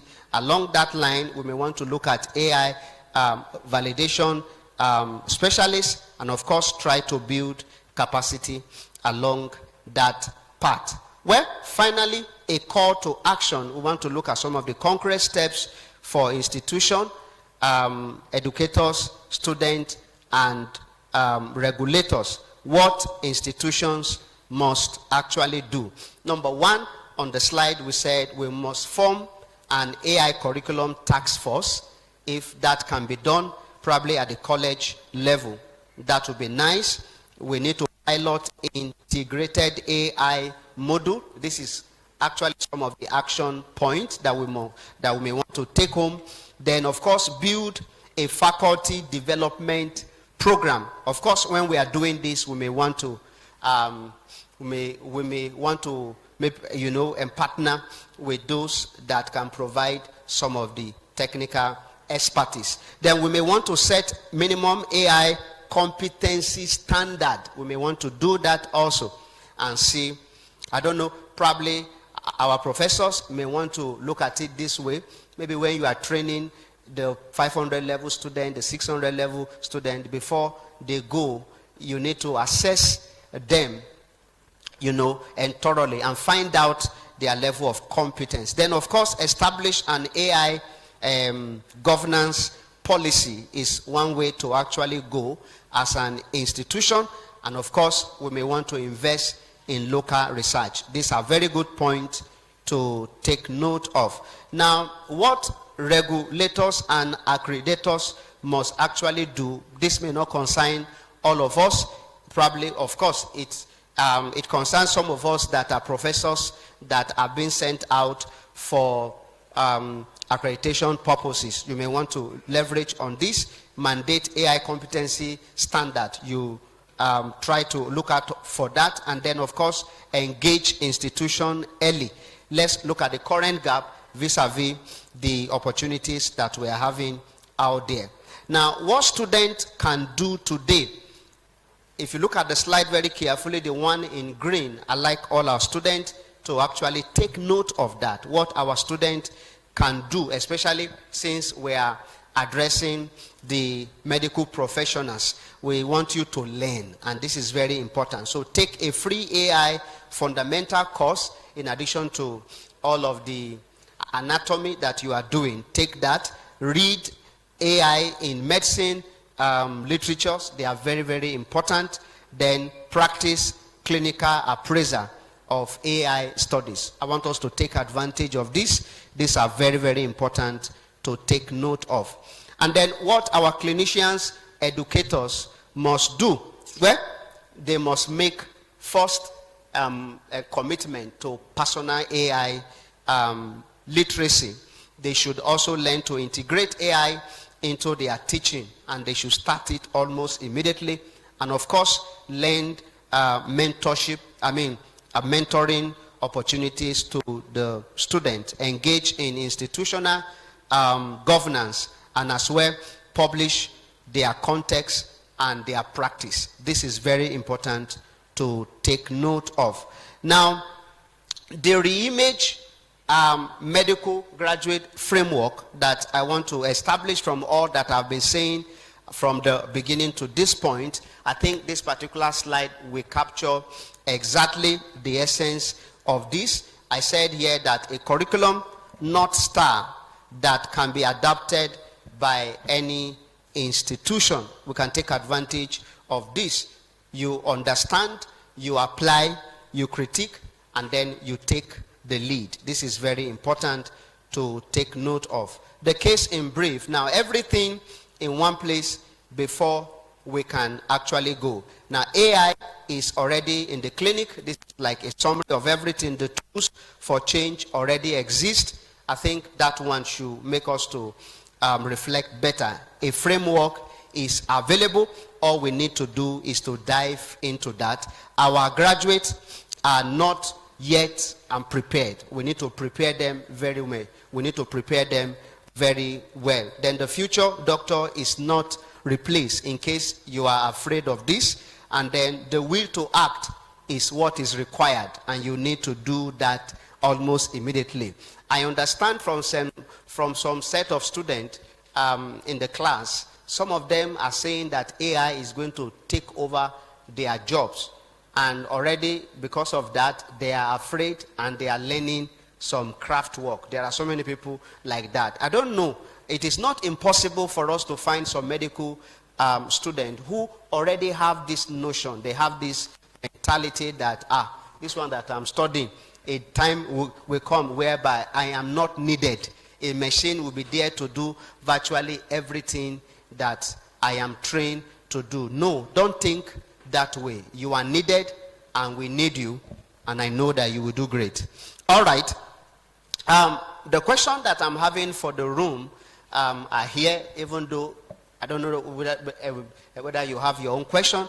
The first one, who in this room has used an AI tool, probably in the last week in your clinical work, or okay, today? I'm saying last week because it is possible that the person does not have data between Monday and now. The person just bought data yesterday, and the data is still there. A lot of us make use of our data for YouTube, WhatsApp, and then Facebook. But please, we can make use of that data to take advantage of what is available. Well, I believe there's no one that wants to answer me. I will just move on. Well, okay, I have about 4 questions there. I said, who has explicitly taught a student how to use an AI tool critically? Well, I don't know, maybe Professor Oji has done that in his clinic. All right. All right. What will it take for your institution to form an AI curriculum? We need to reflect on all of that. I've made available the slide. I believe it will go around everyone so that we can sleep on this, think through, and see what comes out at the end of the day. Like I said in the previous slide, the tools exist. I think I should be on slide 35 now. The tools exist. The framework exists. The evidence is clear. What happens next is a question of will. The people who will determine that answer, they are the ones that are seated in this room, and we can take advantage of that. Well, that is all I have to say, and this is me. Thank you so much. Let's keep clapping for Dr. Ishaya Gambo.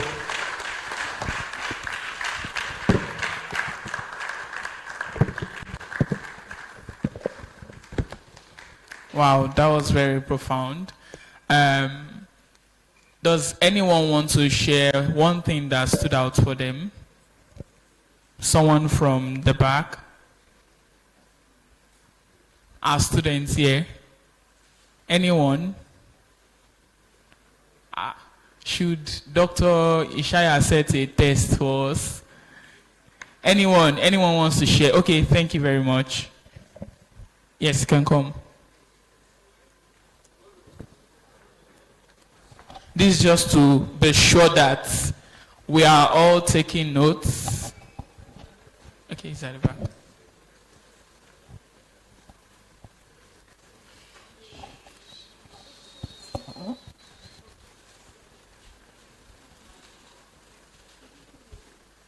Okay.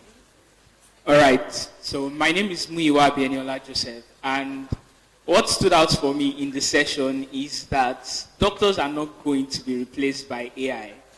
I don't know if anyone saw this meme that was going around last semester where someone said, "What do you think is the most stupid course to be studying right now in the age of AI?" And someone said, "Medicine." Yes, someone actually said that. So it was a very impactful session. And one thing that stood out to me is that as doctors, AI is not out there for our job. Like he said, AI is there to augment what we do and make us do it better. It's not there to take over what we do. It's just here to make us better doctors. And thank you very much to Prof for the lecture. Thank you very much. Wow. Thank God for Dr. Ishaya. My brother here has been scared. I hope I'm not wasting my time. Don't worry, AI is not taking our jobs. I saw one video of an AI. I think the AI was dancing. It was very embarrassing. Someone said, AI is not taking our jobs anytime soon. Someone said, we are the ones replacing AI. Before I call up our second speaker, I have some questions to ask us. So the clue is all answers begins with letter B. So that's the clue. All answers begins with letter B. So what is the measurement of force of blood in arteries? Measurement of force of blood in arteries.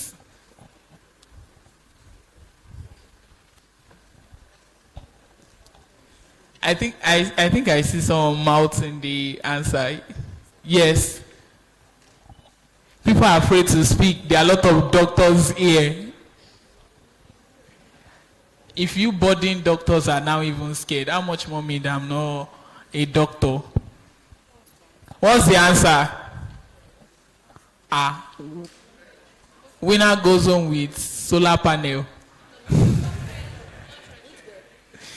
Who said? You said? Blood pressure. That's very correct. A round of applause for her. Okay. Procedure of taking tissue for testing. Biopsy. Okay. Now we are becoming more confident. Okay. Disease by harmful microorganism. All answers begins with letter B.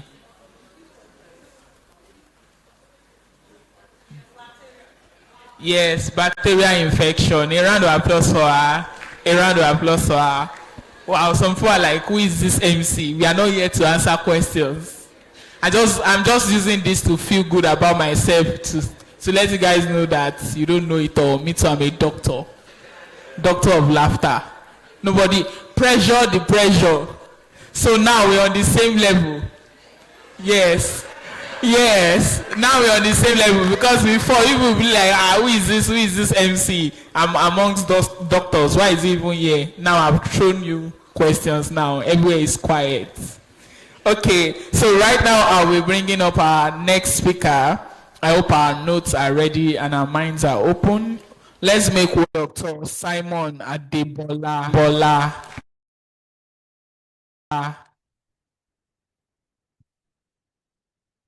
So this will be a virtual session.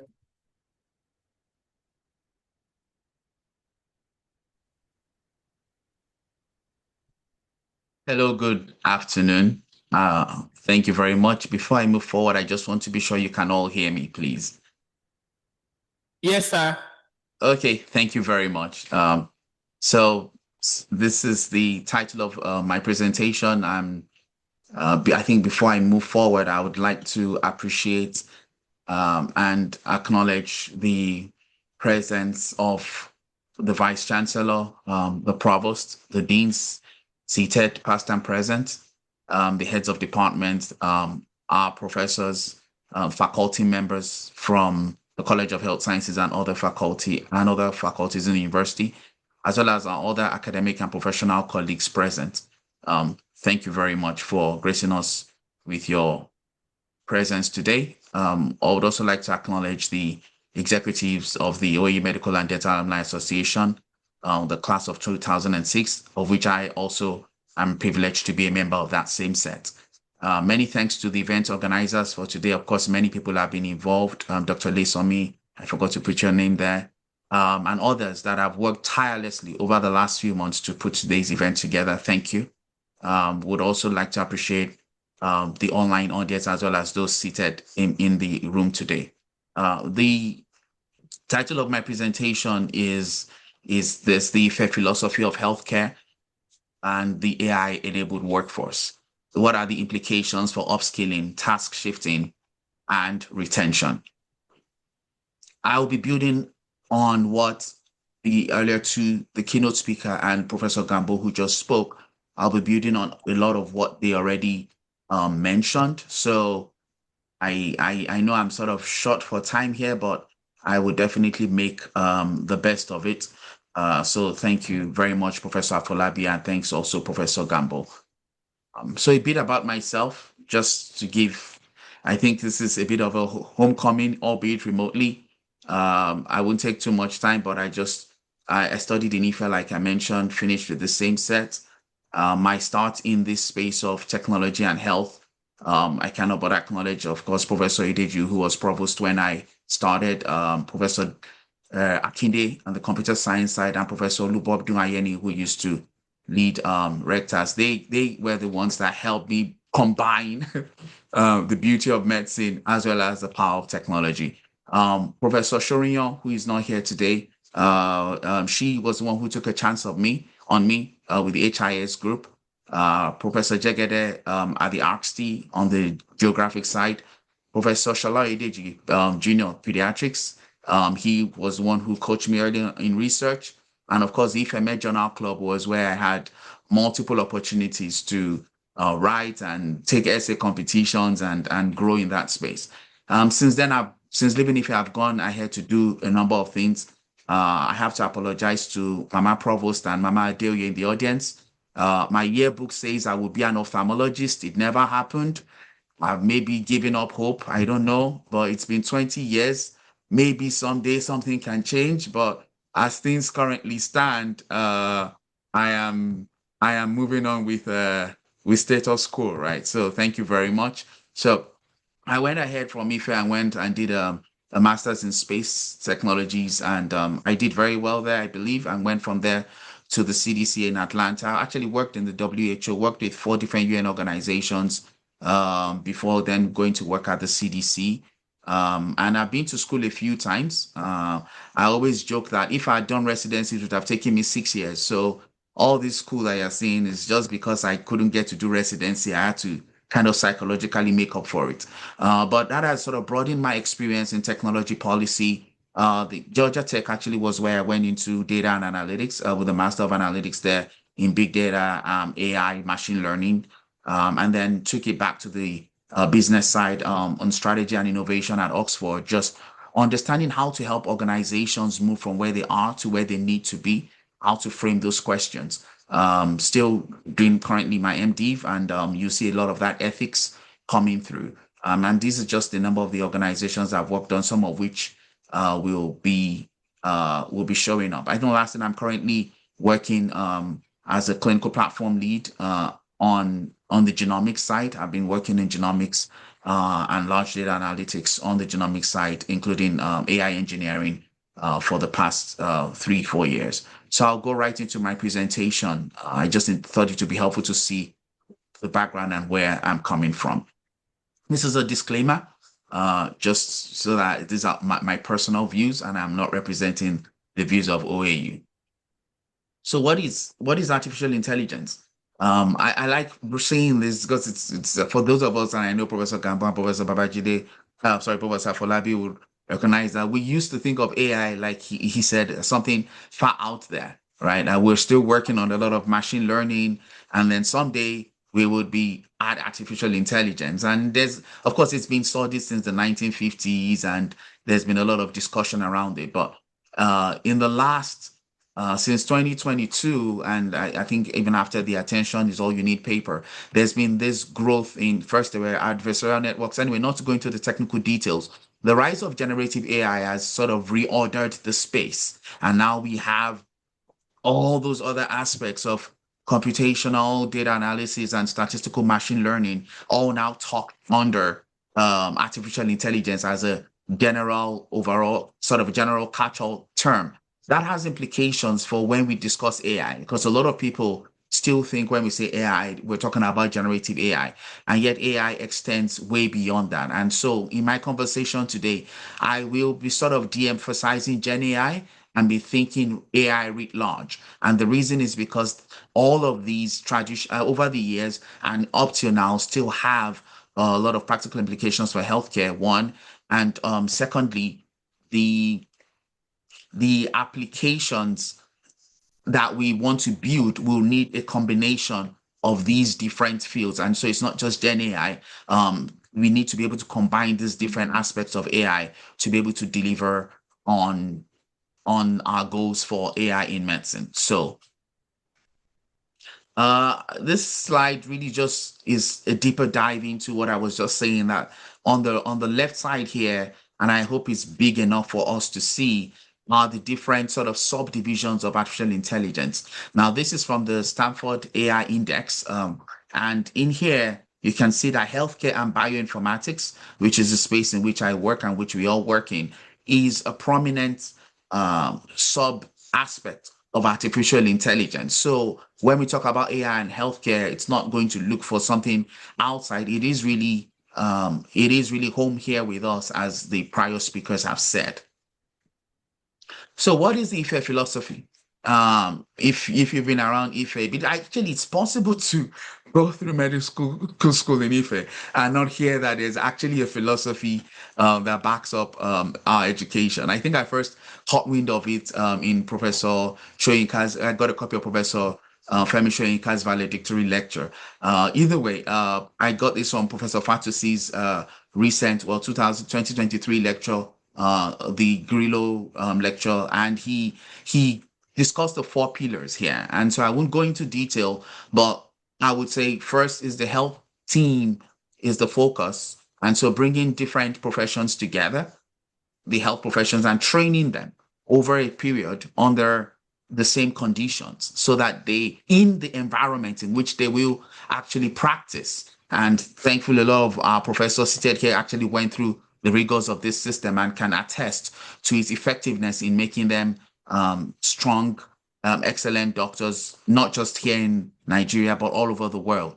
So we see that. And it has a secondary focus on research training. And that was the 4-year degree before they moved on to the 3 years of clinicals.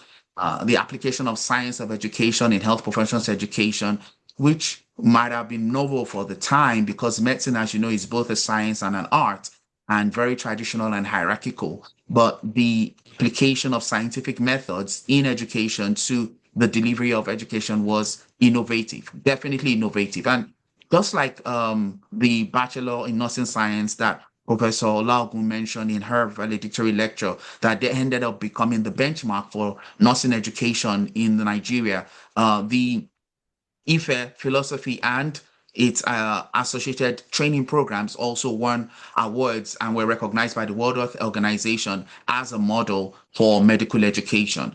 So I think the last piece, we all went through it, the pyramidal network of health facilities, centers feed both the state hospital, 7-day Imesile, Elisha, Wesley Guild, all feeding together towards a tertiary hospital. So that's the Ife philosophy. And the idea about this talk is how can we then reimagine this philosophy in this dispensation, so to say, or age of artificial intelligence. So so upskilling, what does it mean, and why does it matter? Upskilling is the intentional process of building upon an existing skill set. And so when you are, for example, like a radiologist learning to interpret, validate, and override AI-generated X-ray findings, so that's the radiologist is upskilling from sort of the traditional study of radiology to acquiring new skills.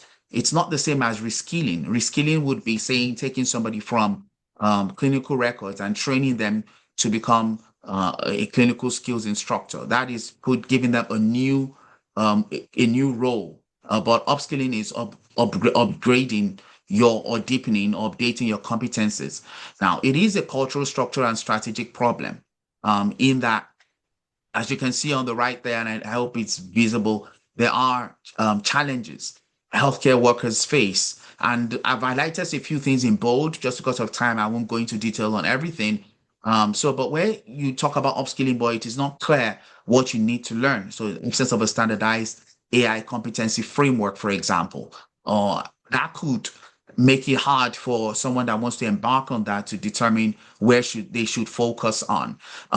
In the same vein, there are opportunities because, as you know, just as there are challenges, there are opportunities. And one opportunity for upskilling is embedding AI literacy in the foundational training. And I highlighted that because, just like Professor Gambo already talked about, I will be sharing a few of my thoughts on how that can be implemented at OAU. And then what does it mean for clinical personnel? Well, one of the areas that has been talked about repeatedly is that of clinical data stewardship. How do you use data appropriately without missing an opportunity to apply technologies in a beneficial way? And that is sort of something that needs to be balanced between what the opportunity provides and the risks that you have to take care of, including legal and ethical risks. So that is upskilling in summary. I'll move on to the next slide. And task shifting. Now, if you've been involved in health systems, this can be a hot button topic just because people think of task shifting as essentially one role overstepping their boundaries and stepping into the role of the other. Well, so the WHO has a formal definition there for task shifting. It is better described really as task sharing, since there isn't a particular cadre that will fully abandon its role, but just the ability to move specific tasks from within the role's remit and apply and allowing other health workers to be able to perform some of those tasks. Now, it has, of course, to be regulated, but in the right side, I'll really be focusing on the two dimensions of task shifting, because with AI, not only are we thinking of horizontal task shifting, in other words, from doctors to other members of the care or health team, we're also thinking of vertical task shifting, where the doctor is working with the machine learning or AI algorithm to deliver the tasks. Professor Gambo talked about the doctor that was constantly online. That's an interesting one. So this is disruptive, right? When we start thinking of the doctor and the algorithm working together as a team, of course, that is already happening. And so to accomplish this, of course, it will require curriculum reform, revenue and liability alignment, and ethical and bias governance across all health AI areas. Because of time, I won't go into detail, but I will just touch on a few of the challenges here. The black box, for example, when we're dealing with AI, is if you know it works, but you don't know how it works, and therefore it is hard to take responsibility for what it decides to do, because that could also lead to medical, legal implications. Also, like Professor Afolabi talked about algorithmic bias, where some algorithms, because they are trained on a specific data set, they skew their results towards that sort of normative perspective of that data set on which they were trained. There are ways to do that, and I think he talked about that, where he said he trained on the UK data set and then he tested on the IFE data set, and that way is ensuring that the validity, testing the validity. So there are ways to handle some of these challenges, but there are opportunities, right? It can help alleviate administrative burnout. There are tasks that can be shifted, and Professor Gambo had a slide about that. Also, there are implications for clinical personnel. We have to talk about the elephant in the room, right? How does this redefine the scope of practice? But also it allows us to actually move from just memorizing facts about medicine, which is good and very important, to being able to play a more cognitive oversight role. So that's important. And then the risk of automation bias, where you trust the AI to do its work, but over time you start to lose the ability to make your own judgments, or you develop a lot of fatigue because the AI is constantly prompting you to take specific actions when they are not necessary. So retention. Some of the stats, I've mentioned the 6.1 million number, at least with a report that came out a few weeks ago, has dropped to 5.85 million, but it's still very large. And as you can see, there's a lot of moving of the healthcare workforce. But Africa faces its own unique problem, that it is not just scarcity due to migration, but there's a systemic failure where, due to different reasons like poor healthcare worker absorption, poor salary budgeting, and misaligned training, we have a lot of health workers still in the continent that are unemployed, and this affects the quality of healthcare delivery. It affects access, but in addition to that, we also have a problem with the quality of care, where even those healthcare workers that are in their jobs still have challenges being able to diagnose correctly. And of course, that's one opportunity for AI assisted diagnosis and clinical decision support. And there are other opportunities that AI can help on the retention side. We talked about task shifting already, reducing the administrative burden, AI augmented training and retention, as well as using AI powered telemedicine and remote care.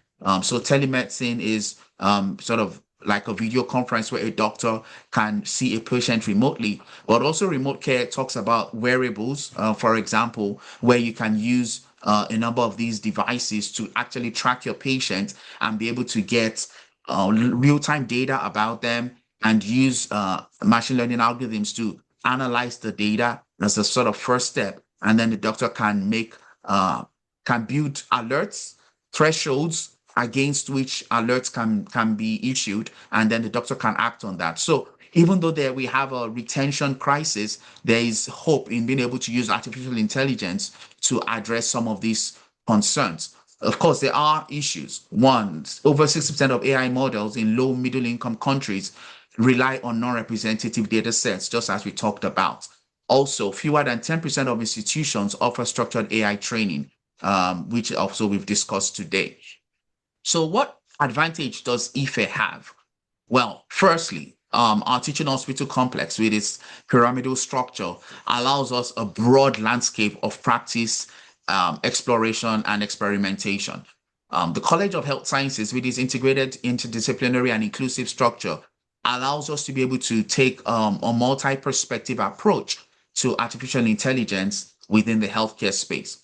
IFE is unique in that it is a leading healthcare engineering institution within the country, and continues to turn out some of the top engineering graduates anywhere in the world. It was funny, 2010, I think 2011, I was at MIT, and I was talking to one of the professors there at their computer science and artificial intelligence lab. And he was saying he wants to come and do some work in Nigeria, and everybody he talks to says, go to IFE, go to IFE, go to IFE. So IFE has a very strong reputation for the quality of its graduates globally, and that is something we definitely should be taking advantage of. I put the HIS Research Lab there where I got my start, and many of the people that passed through that lab are still very present there at OAU. To date, I'm including mechanical engineering because there's a big aspect of robotics in AI, in health, physical AI, as well as some data heavy domains that are present on campus. And data heavy, like I said, I did a little stint at Axty, and this is very funny, but I guess it's relevant. It was while doing my house job that I crossed over to Axty and say, hey, you guys have a postgraduate diploma. Can I enroll for your postgraduate diploma? You know, the impression then in Ife was iṣẹ́ ò tí pọ̀ tó ló ṣe ń wá nǹkan míì kind of sentiment. But the truth is, when you have a flair for something, you will seek out opportunities to develop yourself in those areas. So anyway, those are data heavy. And as you know, artificial intelligence itself is data heavy. So some of the experience, these aspects of the university that work with large data sets can bring are useful as we think of broadening our capabilities within the College of Health Sciences to use AI. So pharmacy, of course, they work on pharmacogenomics. Like I said, I work in the genomic space. Genomics is also data heavy. Whether we're talking about pathogen genomics, which is relatively data light, but also human genomics, which is very, very data dense. The idea, however, is that there are methodological approaches that can allow us to analyze these large data sets that we can learn from our colleagues in other faculties, as well as laws and social sciences, where we have to talk about issues around ethics, compliance, and governance. So OAU really has everything to become a world-class health AI institution. We don't have to cross the street to another university or go down the road to find what we need. And yet what we are doing with that is something we hope we will be able to change following today's conversation. So this is a map I built. Took me a while, but just showing the connections, the network. And this is just a sample. So Professor Gambo talked about his work, for example, with Dr. Ajani in dermatology. And there are others, right? The Institute of Public Health, of course, has been long-standing. And a note here, statistics and AI are related, but they are not the same thing. One of the things that AI does is what they call basically some of what came around in the big data age, where we talked about the volume of data, the velocity of the data, the value of the data, and like about 12 V's around the data. And so it's not just the methodological approaches in analyzing data, which is what statistics focuses on. AI, it does more than that. It trains the data to be able to make decisions. And so we have this, and I don't have a slide about that, but we have sort of at the very basic level, the descriptive statistics. And then above that, we have the diagnostic statistics.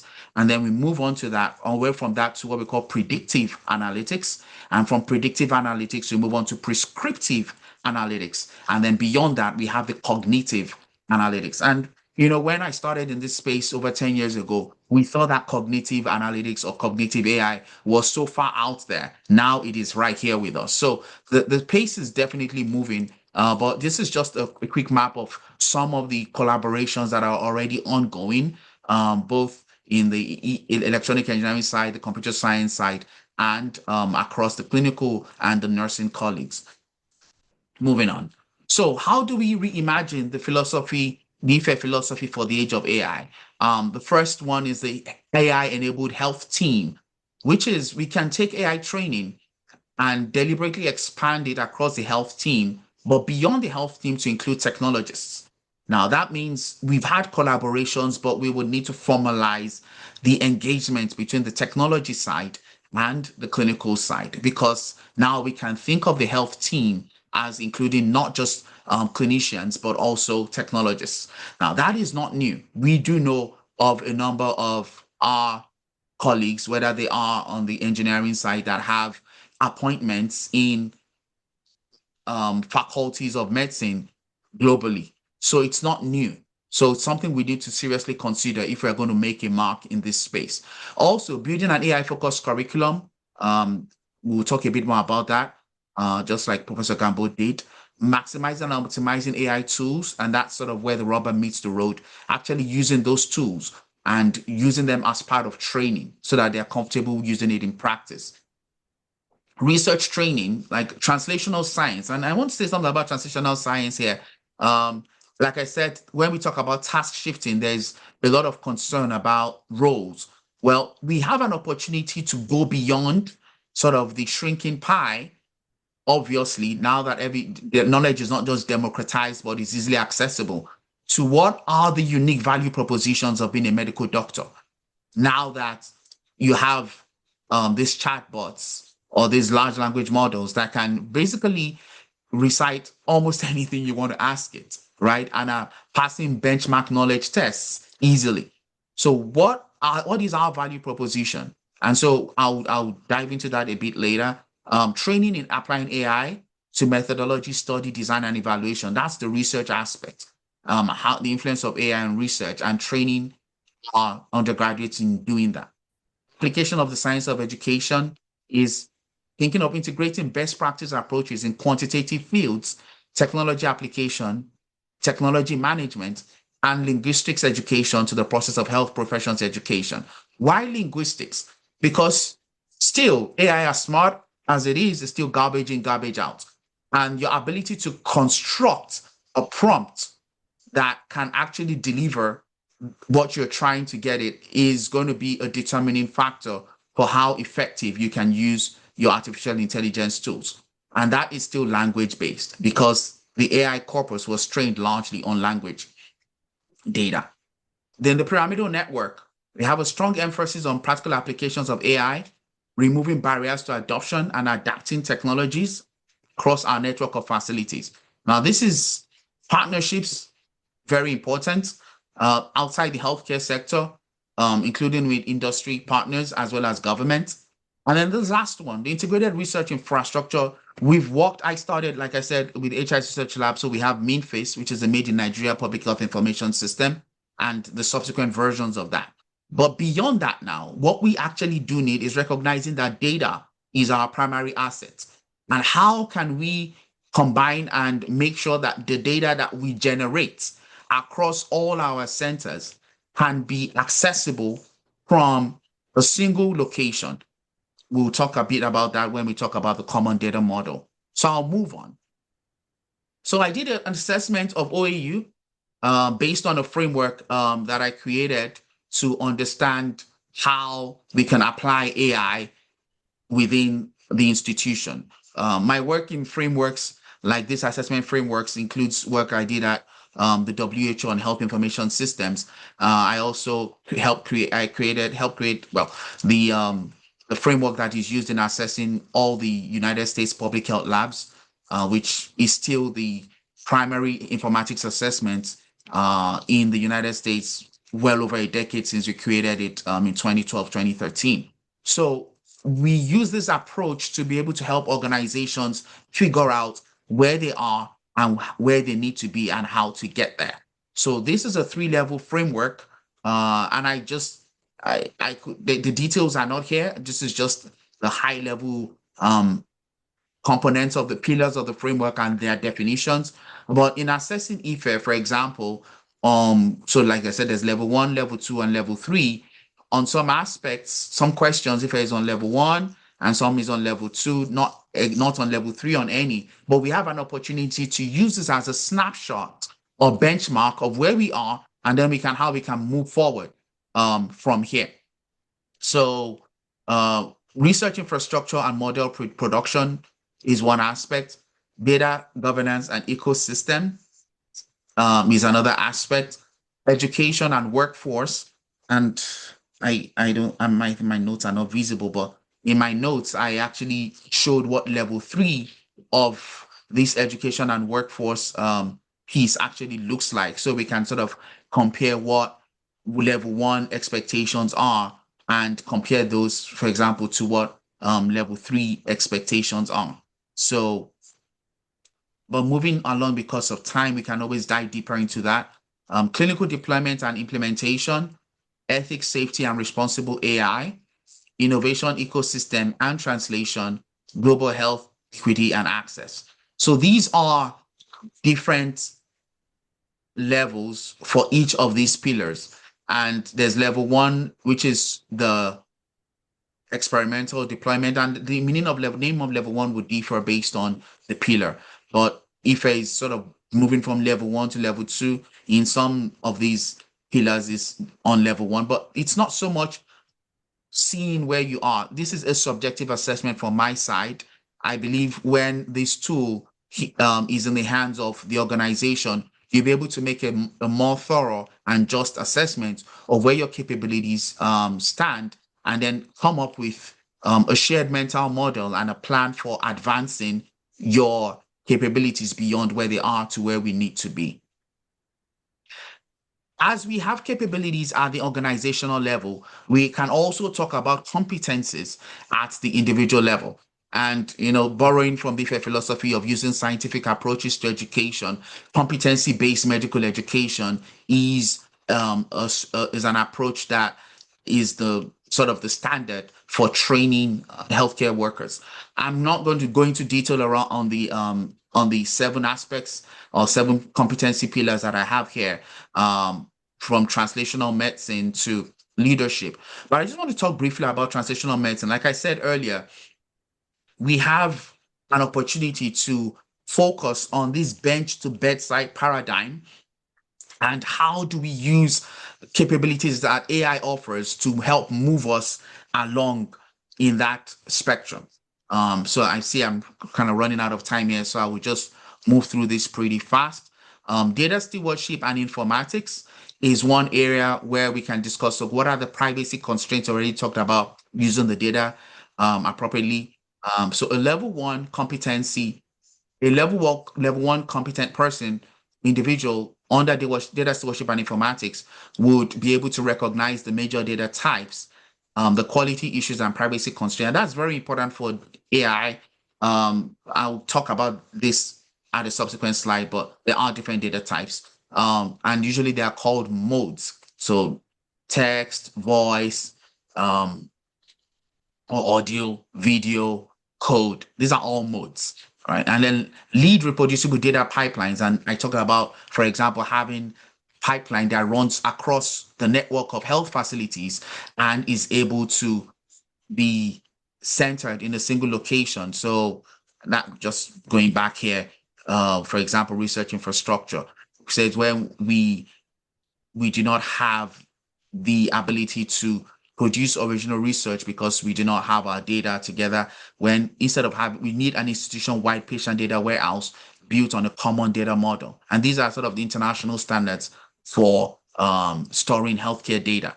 So moving back to that, I just wanted to show that when we talk about data governance and cross-site interoperability, is the ability to pull data from all our healthcare facilities that are connected to the OATHC and make great use of them.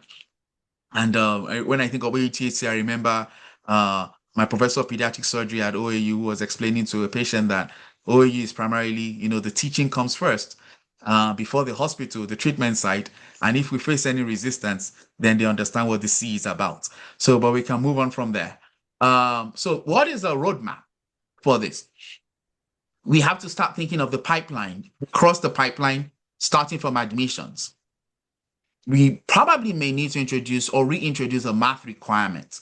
And I know that's debatable because most of us, I would believe as medical students, say, if math was a requirement, I probably wouldn't have graduated or I've done part 1 twice or whatever.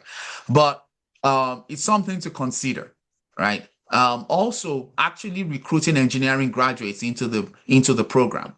That's something that the best institutions across the world do.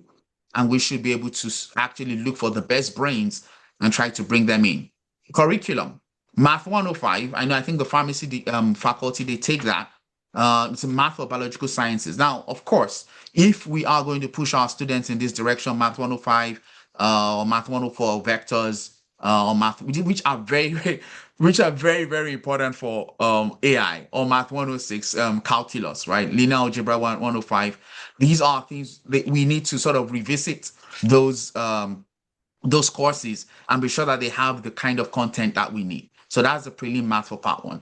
But then apply biostatistics, right? We currently do that in year 2 and year 4. We probably want to look at that again and see how we can make it more relevant to the current computational data tools, approaches, and methods. An introduction to AI is a course. I know Professor Campbell talked about that, and I actually designed one in 2024. I'm going to show a snapshot of that in the next slide.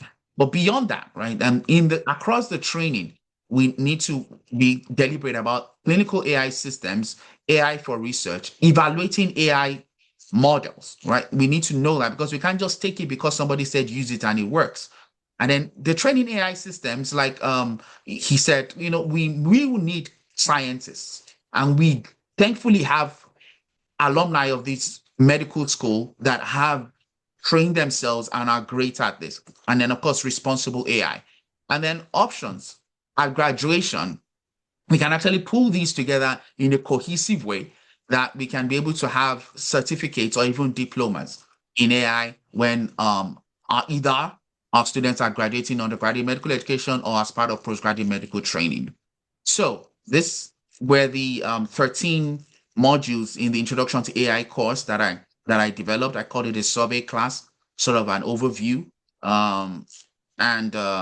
This is sort of a snapshot of some of the details of the first few modules, which also includes a practical component where students can actually test their hands and be paired with faculty advisors on that.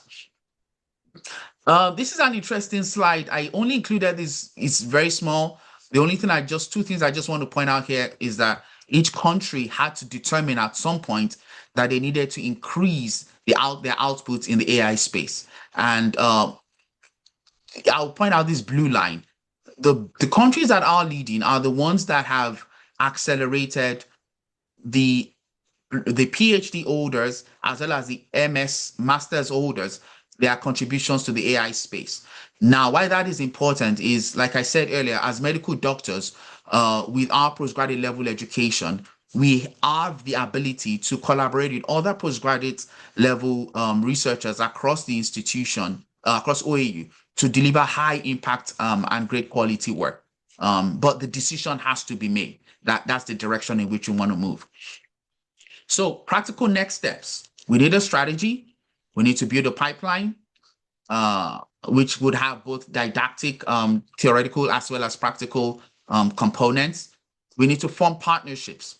Industry consistently in the last 3 years has been at the cutting edge of AI. Now, that does not mean industry produces the most research. It just means that industry has a lot of capacity because AI is data heavy and they have the money essentially for compute. But by partnering with industry, we can bring the great ideas and help deliver a lot of value by solving real problems. Government, of course, sees it as a question of data sovereignty. And so they work on ensuring that they have the capability to address the needs of their people. Another reason why government is involved is, take Nigeria, for example, with 529 languages, right? We won't expect a white man to build our own models that can interpret what our patients are saying. It is going to come to us to have to take responsibility for that.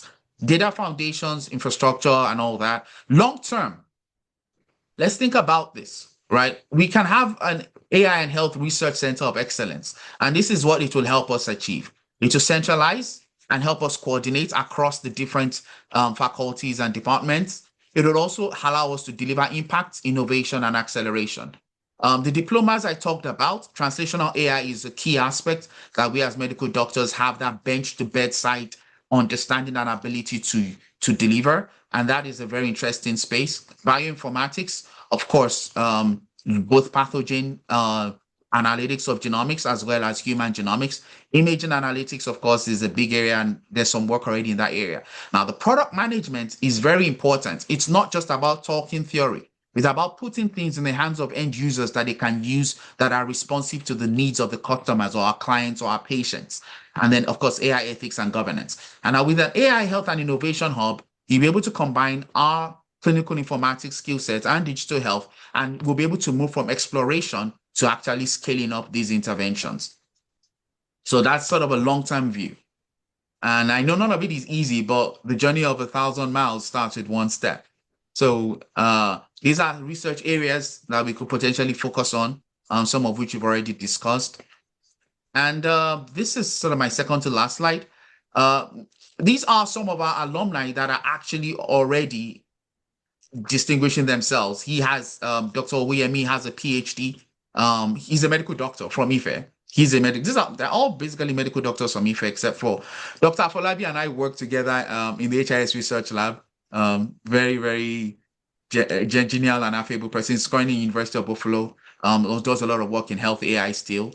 And as you can see, Dr. Adedin Shehu works at Mayo Clinic. He works at the University of Texas Health Center. These are all leading institutions, and we have graduates of these university or people that have been closely affiliated, like Dr. Mayer, who are in the leading global institutions, and they are doing fantastic work either in clinical informatics, digital health, or health and AI. And so we do not need to go search. We already have the people that can step in to help us get started on this, and we train them. IFE trained these people, so it's not, we don't need to go and say how we are already training these people. He did a lot of work with the medical illustration unit. I started, like I said, with the computer engineering department in my third year as a medical student in IFE. That's when I started collaborating with HIS Research Lab, worked a bit with them, and then went, like I said, a bit with the ARCST before I left the country. So IFE already has what we need, and people are already taking advantage of that. She has a PhD. He actually has, Dr. Moninola has a fellowship in clinical informatics by the American Medical Informatics Association. So these are, some of them have gone to the best institutions in the world, Harvard trained, Emory trained. So we don't need to look for our people. They're already there. And funny enough, she actually collaborates with people in Nigeria, but she doesn't know if any of them is from IFE. So they're already doing those collaborations. So we need to step in and, take the first peek of the peaks on the people that we trained. So that's what I think we need to do, that this is available and this is what we need to bring to the table. I may even suggest, like a Daniel chapter 1 test, like the introduction to AI course. We already have things that are already part of the curriculum. Why don't we try an alternative and maybe do and see, like Daniel said, maybe after 10 days and see, or maybe after 1 year and see which one gives us the better outcome in still addressing the goals. That thankfully we can move some things online and just start playing with these opportunities to actually integrate AI into the curriculum. So this is my conclusion. AI is transforming healthcare, and the health workforce, upskilling, task shifting, and retention are issues. The OAU HCHC system is positioned to exploit the benefits of AI to sustainably address these issues faced by our health system. And we can develop capacity for regional and global leadership in health AI research. There are system-level interventions that provide opportunities to advance this progressive vision. And the IFE philosophy of health professionals education offers us a legacy blueprint that we can adapt to this end. Thank you. Can we please put our hands together for Dr. Simon Adebola? Thank you very much, sir. Thank you very much, sir. We are really grateful. So I want us to appreciate Professor Babajide Afolabi, Professor Ishaya Gambo, and Dr. Simon Adebola for their very profound speeches. So we'll be taking just one question, because we are pressed for time. We have guests amongst us that need to travel back, and I myself, I also need to go back to Texas. I don't know why that is so hard to believe. Do I look like I'm from Ibadan? Do I look like an Ibadan boy? Ewagon is not my type, oh, I'm into burger. And if you can check my bank, oh, I'm into dollar. If I call your phone, you na foreign number. Okay, so we'll be taking one question. One question, anyone? No question? Okay. Wow. I'm amongst learned people. You understood everything. That's good. Okay, so I will bring up Dr. Tosin Akinpe-Loye for the lecturers award presentation. A round of applause for her as she comes forward. Dr. Tosin Akinpe-Loye, a round of applause for her.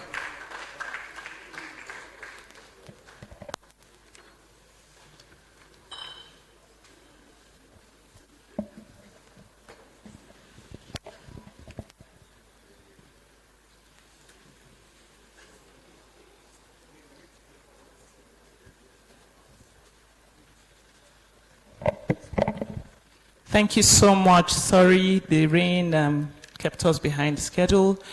Please join me, make welcome class of 2006, Dr. Akinyoga, Dr. Tinuke, Dr. Temitope, Dr. Yinka, Dr. Muideen. Please, let's celebrate them. We're going to do this together. Thank you.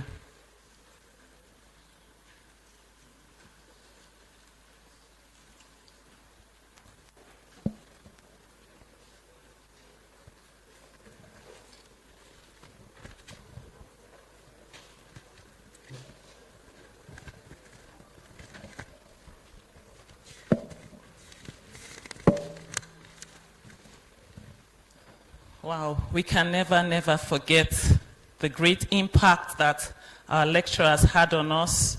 The memories are still fresh after 20 years. And the least we can do is to honor them. Please, I need together.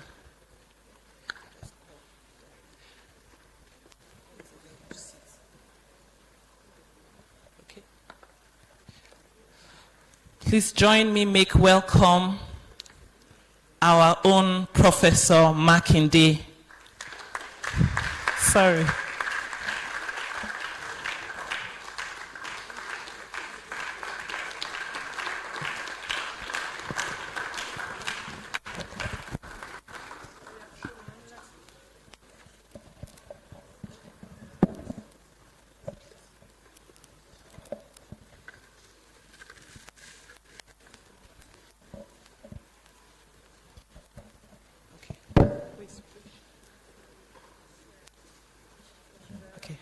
Please kindly join me welcome the Provost to help us with presentation of gifts.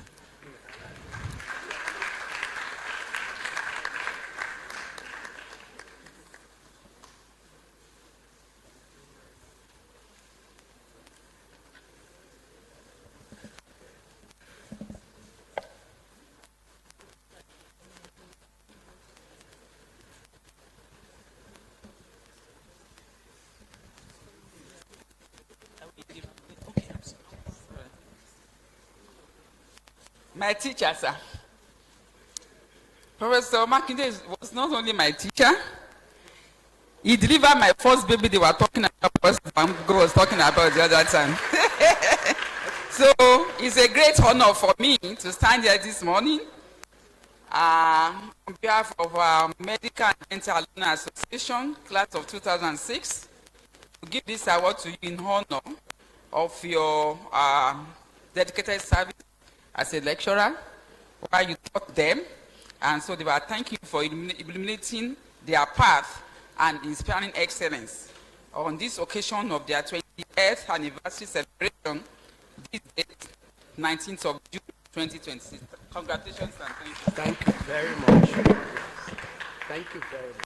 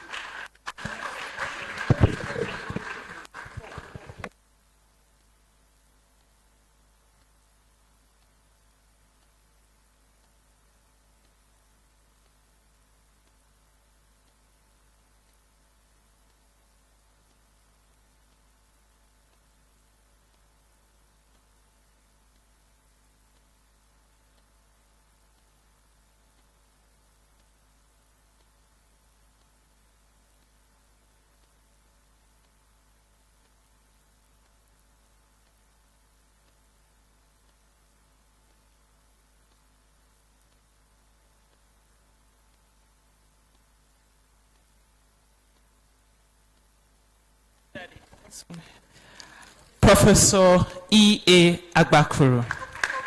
Okoko Bioko. This is one lecturer that used to throw sweets in lecture hall. When you come in the afternoon and you're tired, he'll just throw sweets in the class, you know. And in surgery, we used to eat groundnuts in the theater before we go in and all that. Let's welcome our own daddy,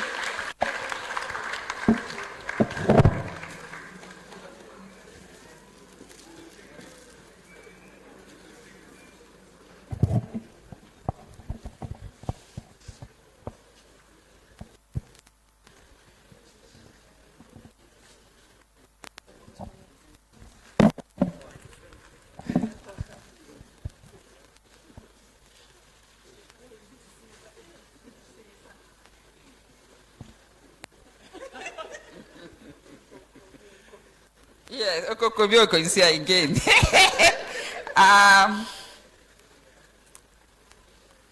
Our dear Professor Agbakuro, this class set, the 2006, they are very excited to have you in our midst, and they are here to appreciate you, sir.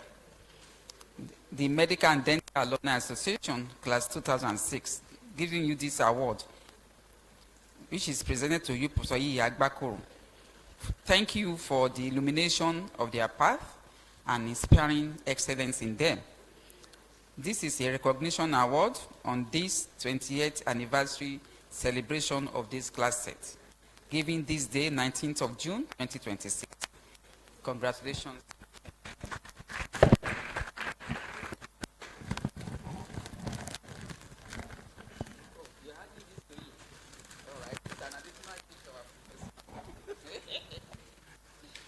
They are giving this back in place of your sweets that you give to them. That's my choice.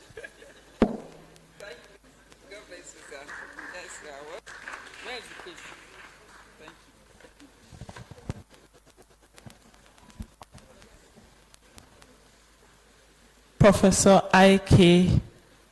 you. Professor K.T. Ijadola. I think he just stepped out. Okay. He just stepped out. Okay.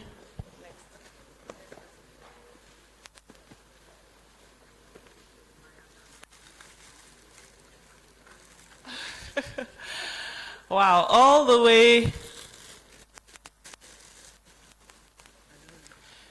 Traveled out of town all the way to be with us from anatomy. We can never forget anatomy. Professor K.T. Adenawa. We love you, sir. Yay!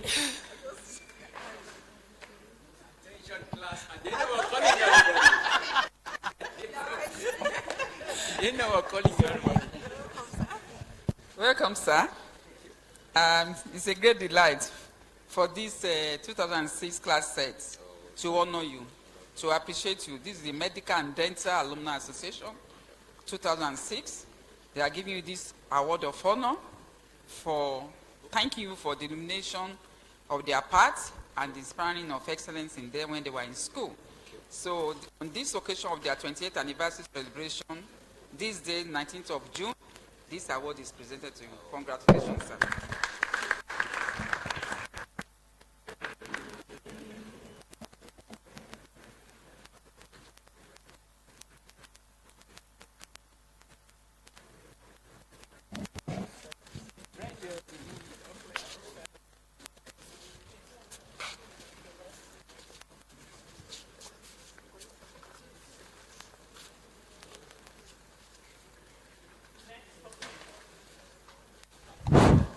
Professor A.O. Fatusi, our own Professor Fatusi. Please keep it ringing.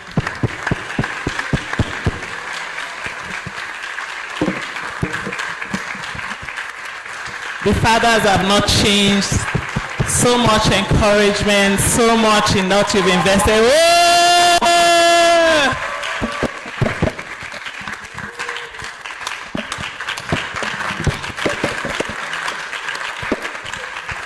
Yes, sir, Professor Adeshegun Fatusi, a great teacher and a mentor. Your students are here this afternoon to appreciate you. This is the Medical and Dental Alumni Association, class 2006. They are giving you this award of honor to appreciate you for illuminating their path and inspiring excellence in them when they were in school. And so here they come on their 20th anniversary celebration, thanking you on this day, 19th of June, 2026. Congratulations, sir.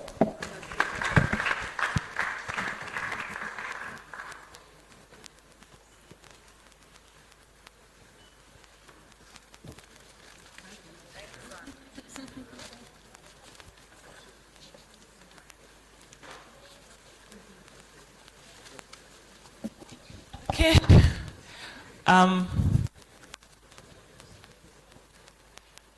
Please, can I have the Professor Salako here? He just, okay, please, sir, kindly, please can we make him welcome? Thank you so much. Celebrate!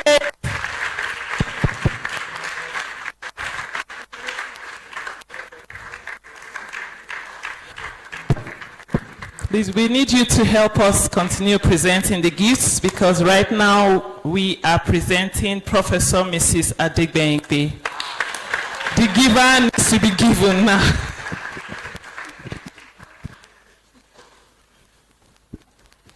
Thank you very much. The OAU Medical and Dental Alumni Association Class of 2006 Award of Honor presented to our first female provost, Professor Mrs. Bernice Adegbengbe. Thank you for illuminating our path and inspiring excellence on this occasion of her 20th anniversary celebration. Thank you, Prof.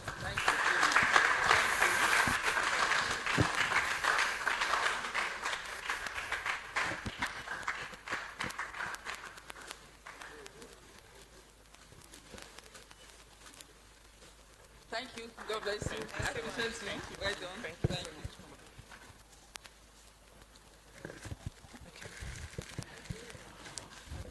Yes, please. Thank you, Mommy.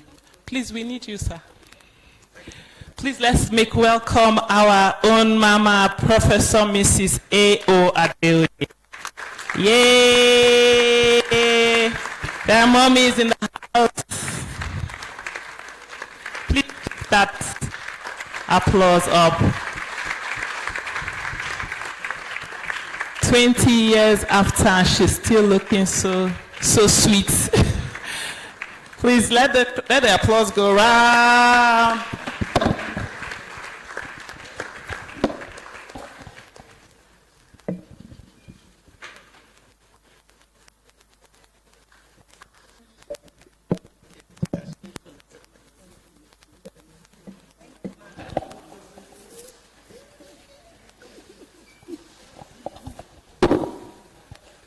I'm honored to present this plaque to our mentor and teacher, Professor Mrs. Adeoye. This is being presented by the class of 2006. We want to thank you for illuminating our path and inspiring excellence on this occasion of the 20th anniversary celebration. Thank you, Prof.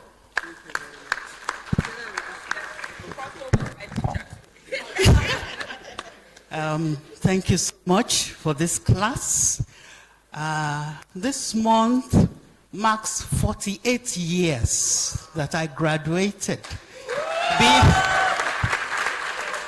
Being in the first set of this medical school.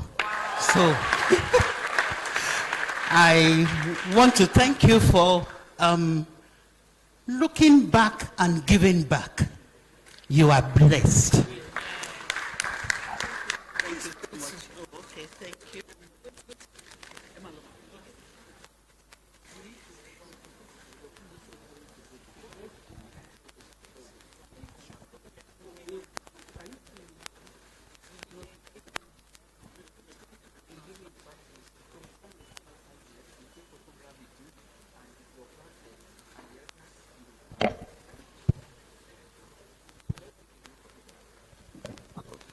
Please give us a few minutes. We want to take pictures as before they go. Please, we request your speakers and our elders in the house, please kindly come out. Let's take a picture before he goes. Thank you so much.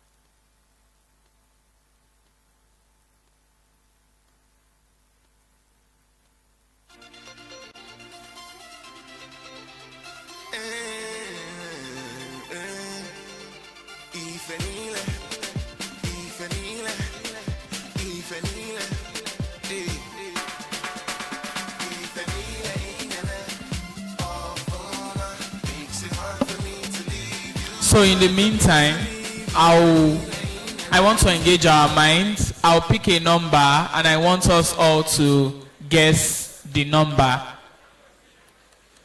So let me pick the number.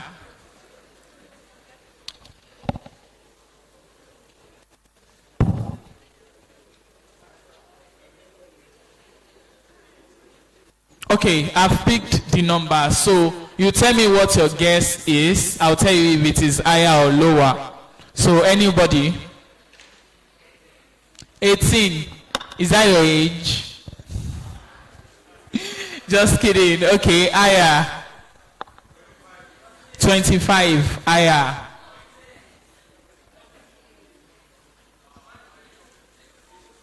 1 trillion. I'm not Elon Musk. 48. Higher.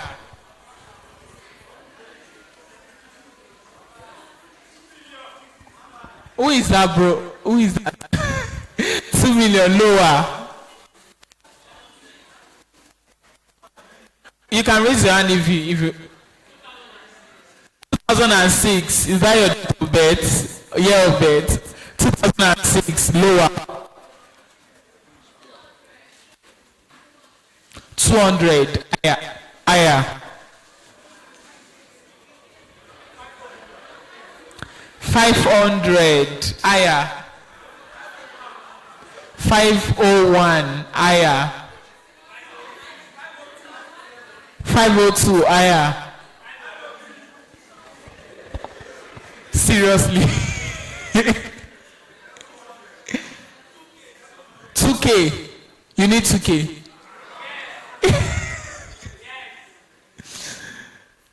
Who said 2K? You need 2K.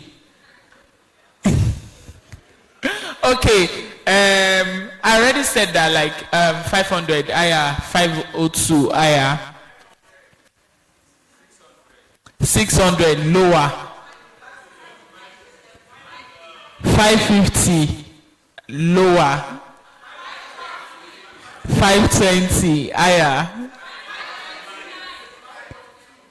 529 higher,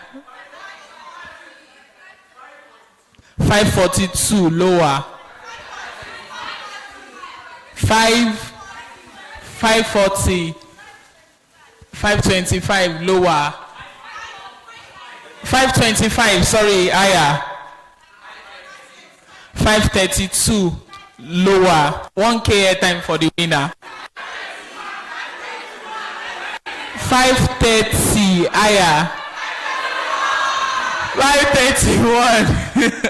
Everybody crossed it. Okay, so let me pick. So you guys should guess my account balance. Let me see what. Let me open my OP. And I'll be honest. 2K, you don't even rate me. Okay. Okay, I've seen it. 1,250 higher. 1 million. Thank you for rating me so well, but lower. 500 what? K. Lower. 200K. Lower. You said 50,000. Lower. 1.5. Higher now. You said 10K. What do you mean? What kind of ridicule is that? How would my account balance be 10,000 naira in this current day Nigeria, but lower?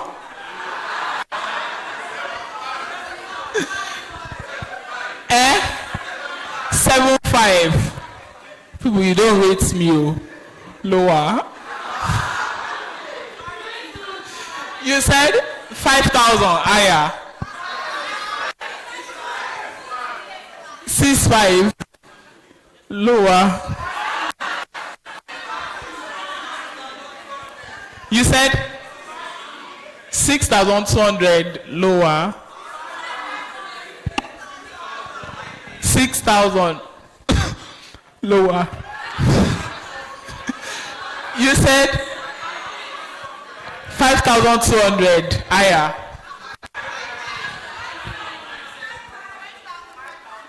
5,700 higher. 5,850 higher.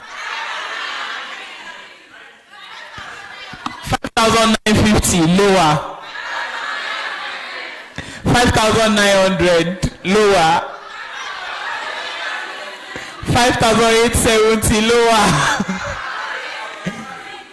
5,860. 850 higher. 5,860 higher. 5,000 lower. Lower. Lower.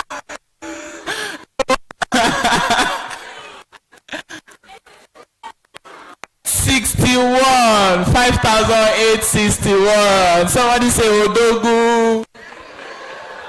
Somebody, it's not easy now. Somebody say Odogu. Chai.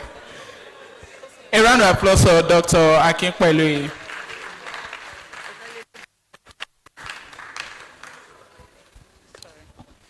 Thank you so much for your patience. We are conscious of time. Please, I request our daddy, Professor Makinde, please, can you help us with the next, please? Thank you, sir. Please celebrate him. Thank you.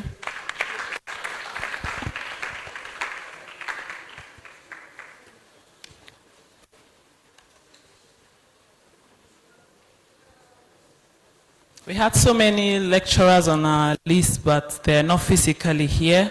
And every single one of them is in our brochure. We remember every single one. We appreciate, we celebrate, we honor every single one. Please join us, make welcome Professor Oji.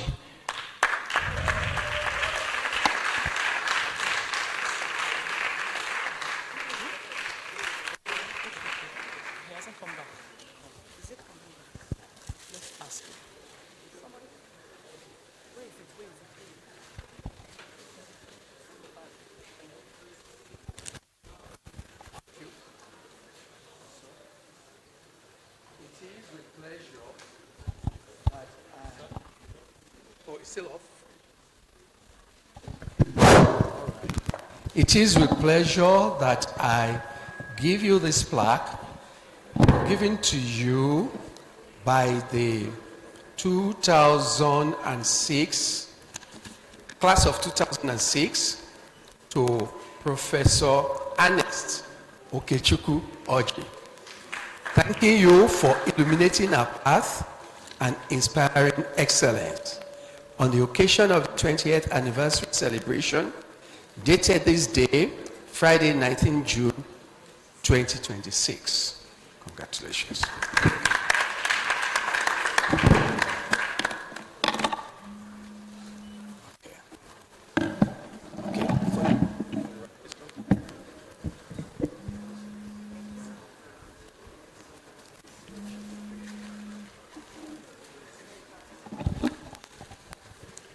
Okay. We have someone representing one of the professors in dentistry, Professor Casey Undukwe. Please, let's make him welcome. Thank you. Zito. Okay, Zito.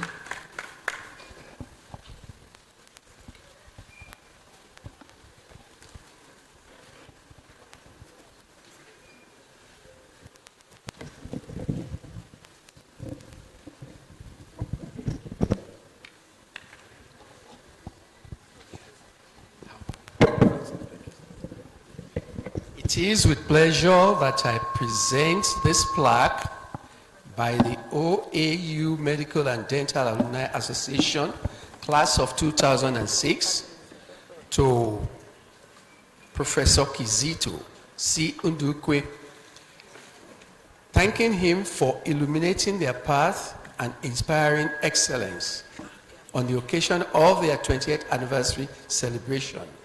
Dated this day of our Lord, 19th February, June. 19th, hypoglycemia. Dated Friday, 19th of June, 2026.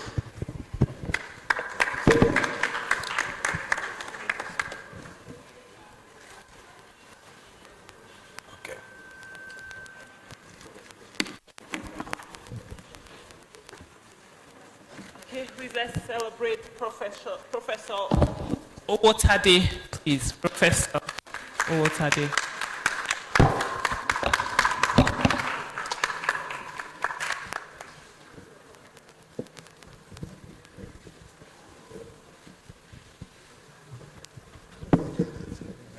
Professor Folusho J. Owotade, on behalf of the OAU Medical and Dental Alumni Association, class of 2006, I give you this award of honor, thanking you for illuminating their path and inspiring excellence on the occasion of their 20th anniversary celebration, dated this day of our Lord, Friday, 19th June, 2026. Congratulations. Hey, shut it down. All right? Sorry. Okay. Thank you so much. Thank you so much, sir. Okay. Professor A.O. Ayoka.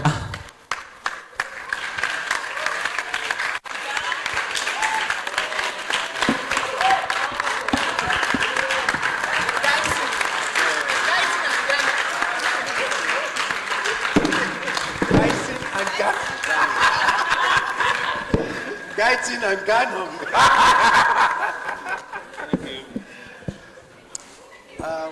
On behalf of the OAU Medical and Dental Alumni Association, class of 2006, they are awarding this plaque unto you, Professor A.O. Ayoka, also known as Gaitin and Ganom.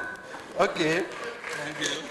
For illuminating their path and inspiring excellence on the occasion of their 20th anniversary celebration, this day, Friday, 19th of June, 2026. Congratulations. Thank you.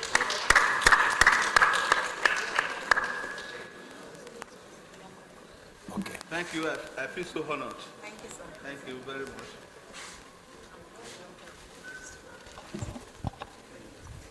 Professor Shofowora, please make mommy welcome.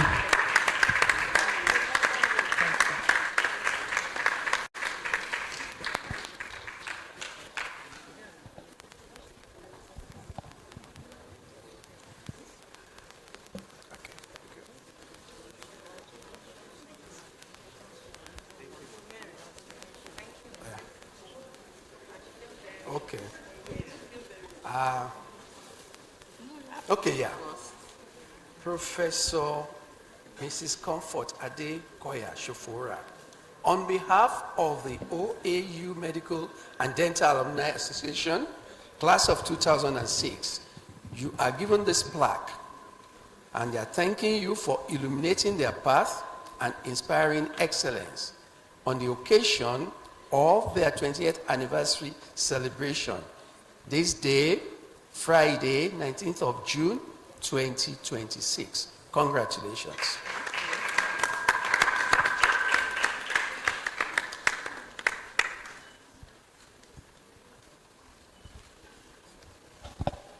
Okay.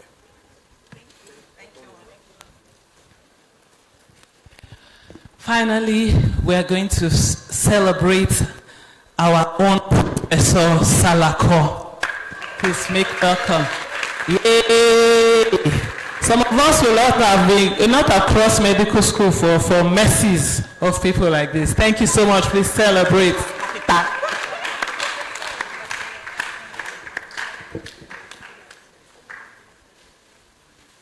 The plaque, please. Oh, okay. Well, on behalf of the OAU alumni, OAU Medical School alumni of year 2006, they're celebrating their 20th year anniversary. So the plaque is presented to you later. All right? And I say congratulations to you, Professor Salako. And this is on the occasion today, this day of our Lord, 19th of June, 2026. Congratulations, our dear.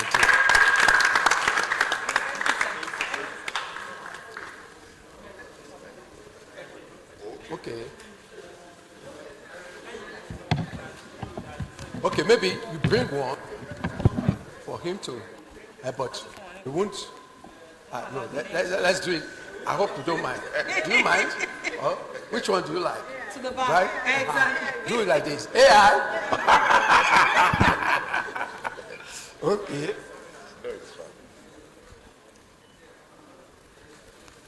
Okay. Thank you, sir. We understand. We also have a representative of Professor Vincent Uboko. Please kindly make him welcome.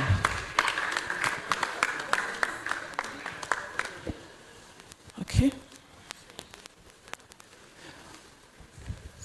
While he comes up, we have Professor Adeodu, we have Professor Mrs. Adejigbe, Professor Owa, Professor Obianjuwa, Professor Adewale.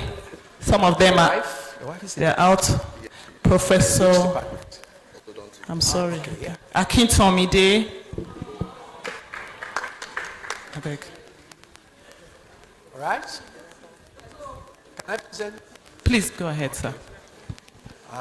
On behalf of the OAU Medical and Dental Alumni Association, class of 2006, I present this award of honor plaque posthumously to Professor Vincent I. Uboko, thanking him for illuminating their path and inspiring excellence on the occasion of the 20th anniversary celebration this day of our Lord, Friday 19th June 2026. Congratulations.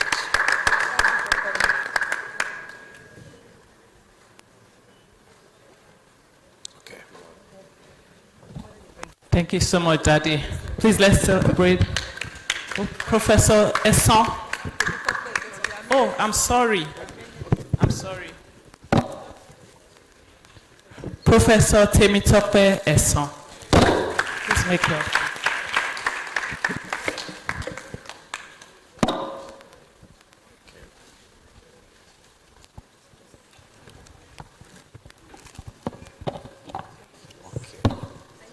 All right. On behalf of the OAU Medical and Dental Alumni Association, class of 2006, this award of honor, a plaque, is being presented to Professor Temitope Esson and being received by his better half. And they're thanking him for illuminating their path and inspiring excellence on the occasion of their 20th anniversary celebration, this day of our Lord, Friday 19th June 2026. Congratulations.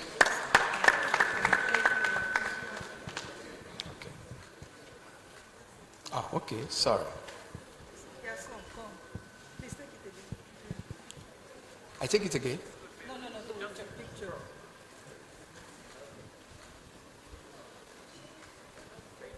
Okay. Please let's celebrate our daddy. Thank you so much, sir.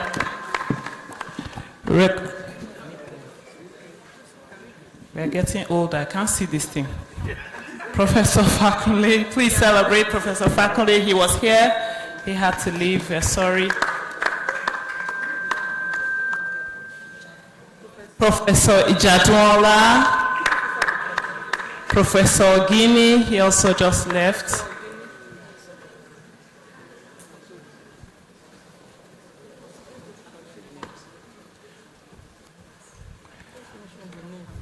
We appreciate it because of time.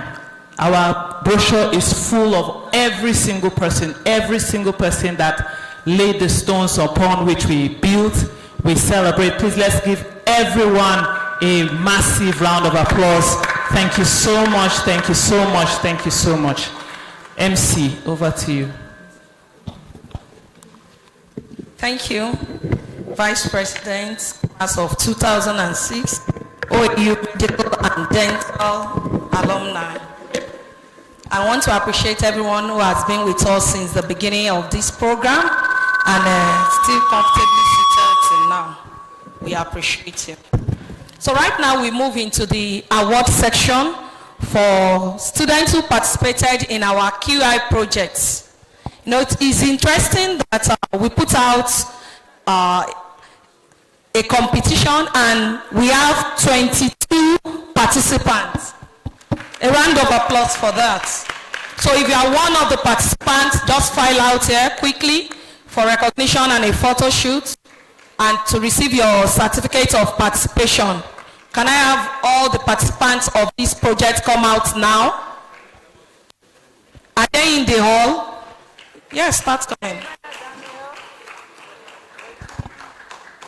Jeremiah Daniel, Regina Olowo Oye, Ade Dolapo Adejumo, Favor Olafare, Faith Amos,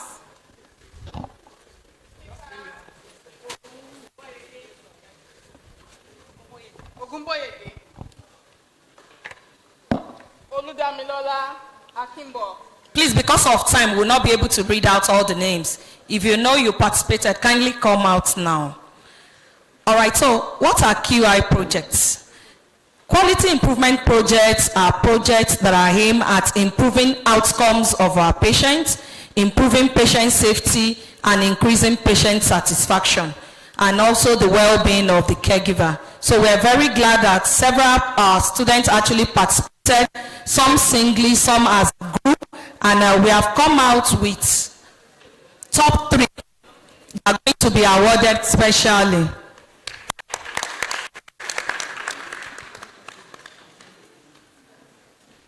Postman, we'll need you again to present our certificate of participation for them. So can I have the top 3? You've been notified. Can you come out? Those who have been told to present. Can you climb up?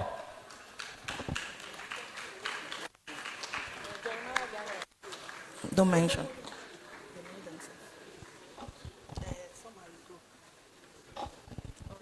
So introduce yourself and just tell us your topic. Because of time, we'll not be able to take the presentation. Tell us your topic. Introduce yourself, the topic of your project, and the important takeaway in your project. Thank you. I'm Jeremiah Daniel, a penultimate year medical student at this institution. My topic was reducing caregiver burden and patient consent issues in lumbar puncture procedure. It's our intervention quality improvement project. So wanted to solve the problem of caregiver burden, because when you have a lumbar puncture procedure, it's often deferred or it's delayed because of there is no enough consumables at that point of indication. So I designed the spinal pack, which contains the consumables for that procedure, and a procedure card that shows the patient a 10-item checklist, and also the positional guide and some other information that will help them to make great informed consent. Thank you. Next group. Don't sleep.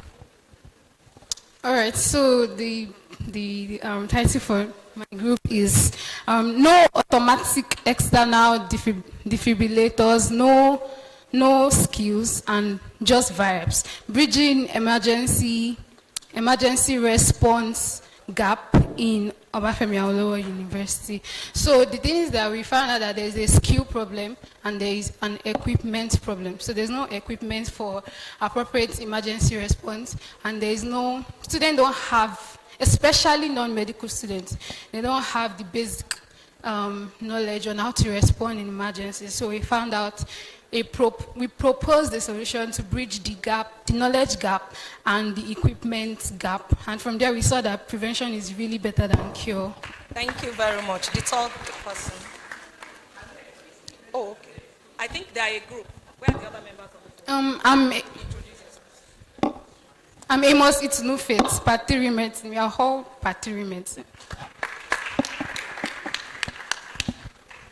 Good afternoon. My name is Peter Ogunboyede, and they are my colleagues, Damilola Akimbo, Clinton Abolaniwa. We are all roommates, and we work together on this project. So our topic is too close for comfort, suboptimal bed spacing as a modifiable risk factor for healthcare-associated infections. So this was a problem we picked up in our posting, the culture of bed spacing. And what we were able to identify was that even though there are guidelines, WHO guidelines, and there are guidelines in NCDC for how beds should be spaced in our wards, there are no rules or there are no protocols for properly enforcing these guidelines in our wards. So this was what we worked on in our project. Thank you.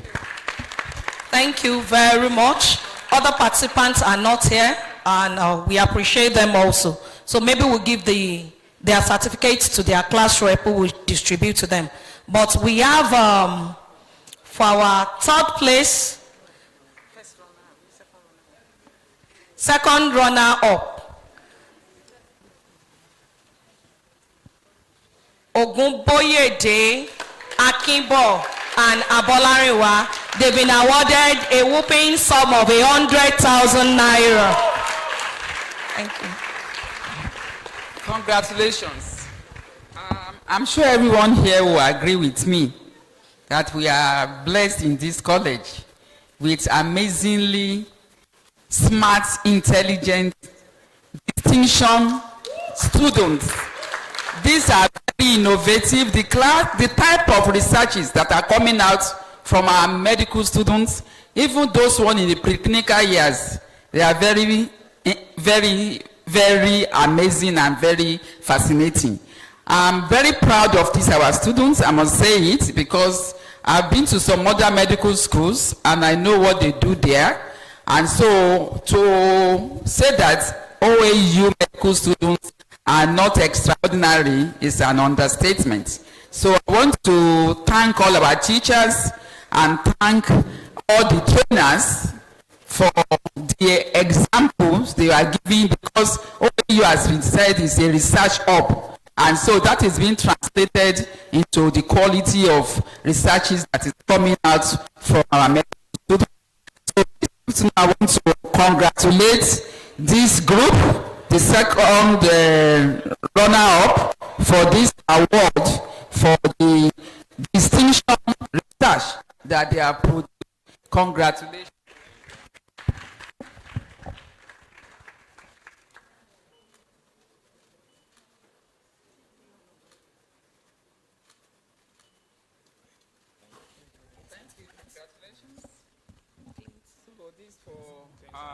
Clinton.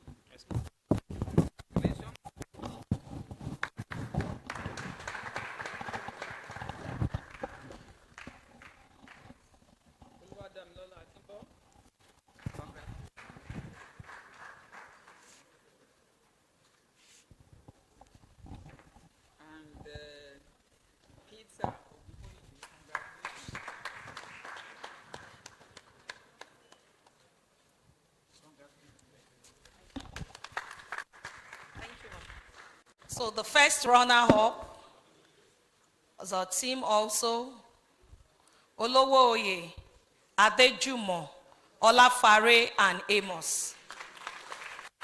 All girls. Beauty and brain. So once again, we want to congratulate you for your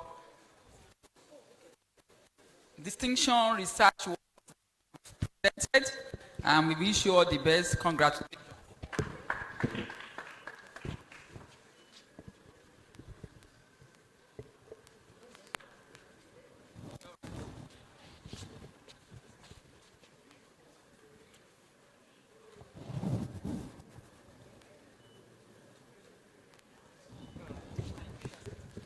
So you have your certificates. Florence, Amos.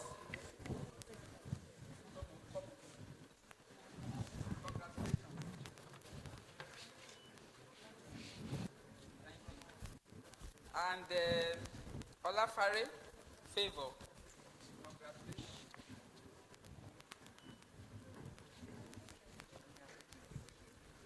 Adedolapo, Adejumo. Celebrate them so that you too can be celebrated. All right. Olowo Oye. Thank you. Congratulations.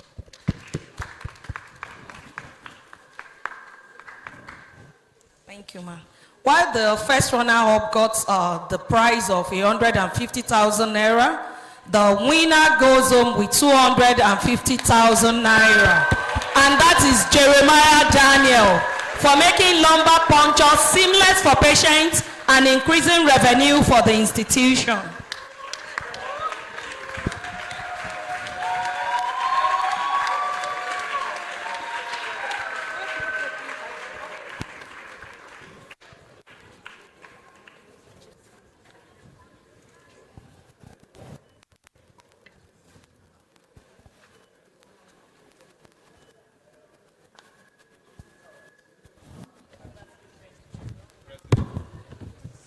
Jeremiah Daniel, here is a certificate of participation for you for being coming first in this competition. Congratulations to you.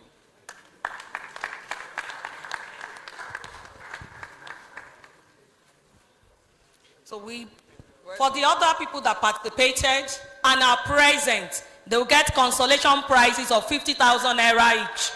Zainab Olajumoke and Zion Obide. You see, another thing I want to say is that we thank God for this, our students. But I want to let you know, for some of us that are not aware, that our students are not only getting prizes here, they are getting international awards.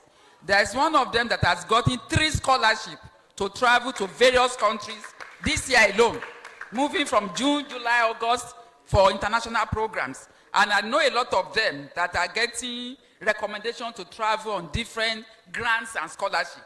These are OAU students, medical students. Congratulations to the college. So here I'm going to congratulate you, Obideyi, for this award.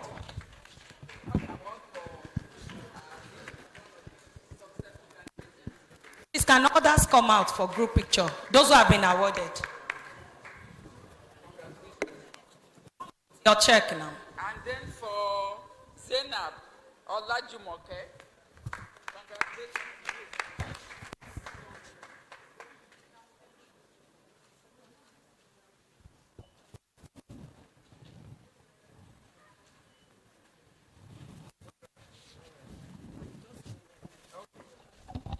Thank you. Sir, our lecturers that are still around, sir, we crave your indulgence to join them for a group photograph. Thank you, sirs and ma'ams.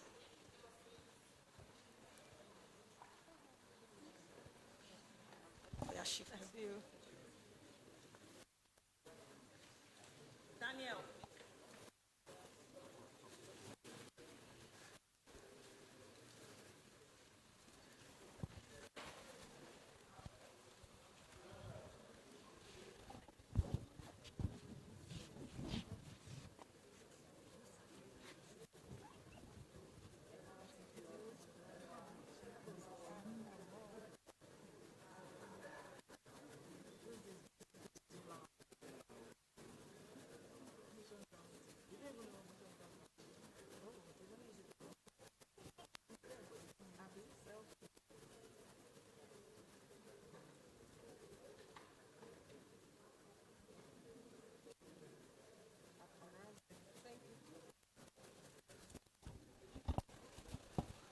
Thank you, sirs and mas. Thank you, everyone.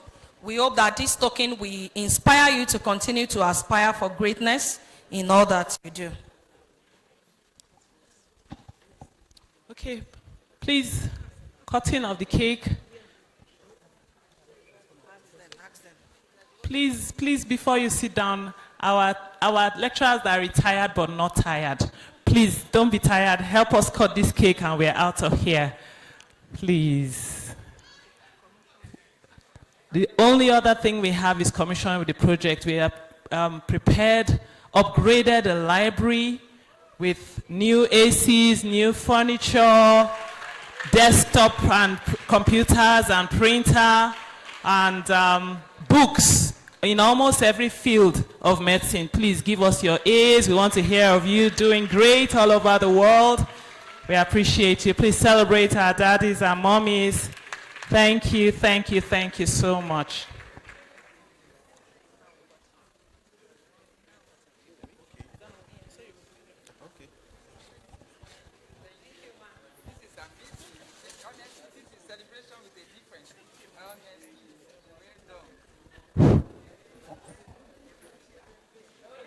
While we wait for our teachers to take their stand, let me transition to a 500 level, any 500 level student here.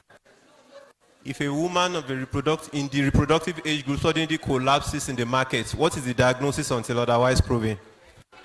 Ectopic pregnancy until otherwise proven. A round of applause for Professor Oji.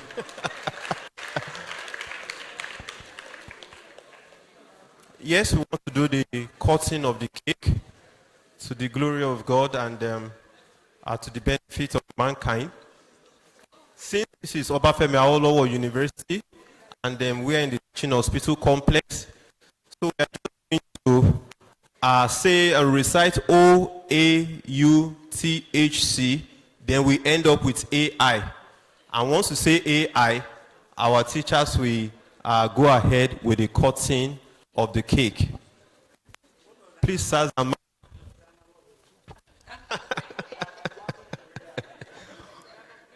please give me an O, A, U, T, H, C, and AI. A round of applause for our teachers.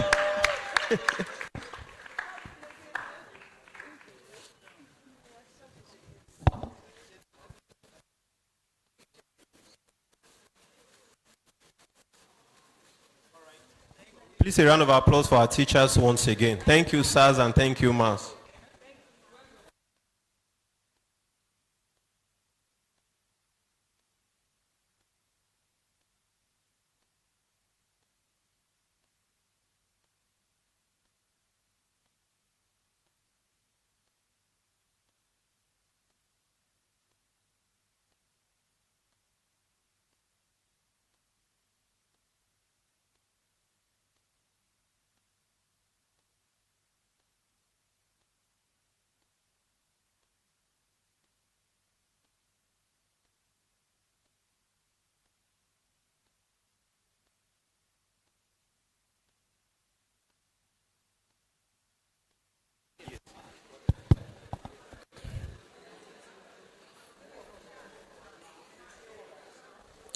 The entire member of class of medical and dental alumni of 2006 hereby appreciate all our teachers who are present physically or not with us, our colleagues, and the medical students who grace this occasion a long-lasting life, good health, and then a glorious end.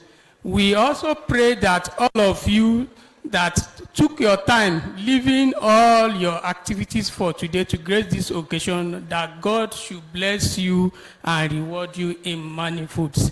And that God should be with you from today and forever, and protect all of you as we are leaving the venue of this program to your different destination. Amen. Please, we crave the indulgence of our lecturers who are still around. We would like to just commission the project at the College of Health Sciences, please. It's very, very brief, please. Thank you so much. Thank you, everyone. Students, we appreciate you. God bless you. Thank you so much, students. We appreciate your time. Yeah.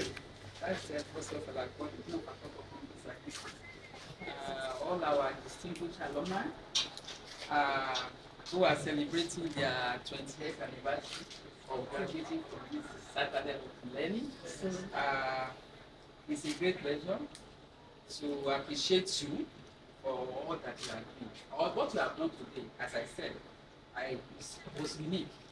Okay, it is. We have been having people coming to that light. The light is but the program has not been as coordinated or organized like this. And not that yes, I can say it. And that, not that alone, the way in which you celebrated your teachers, I think it's a new one, and we are very happy about it. Thank you. And then the students themselves are well impacted upon, and I'm sure it is a kind of motivation for them. And I'm sure they are looking forward to the time they will come back to begin their reunion and celebration as well. So we want to appreciate you. And for this project, people may consider it small. Your light is covered. As I mentioned earlier, anybody who has a heart of giving is a blessing. Not everybody gives. Even when people have plenty, some people are not blessed with that spirit of giving. So even when, and we know you all, you are just, you have achieved, but you are just rising. You are still going higher. And you are going to get to the zenith of your success. This is just the beginning. By the time you come here, I'm expecting to come back. I won't be here because I will not be proposed there. In 5 years, I will come and do your 25th anniversary. And when it is 10 years, I will do your 30th anniversary. And in 20 years, I will do your 40th anniversary. And by the grace of God, God will preserve you. Amen. God will protect you. Amen. You will come in a greater dimension. Amen. To celebrate more and to be able to, give more to the college. Amen. So we want to appreciate you for all you have done. So now we are going to commission your project. Unveiling first. Okay. Yeah, sorry. Now, I want to appeal to you. Want to finish from the let's get to do most of it. At least visit the most of it. Yes, ma'am. All right. So let's. Okay. We are unveiling together. Yeah.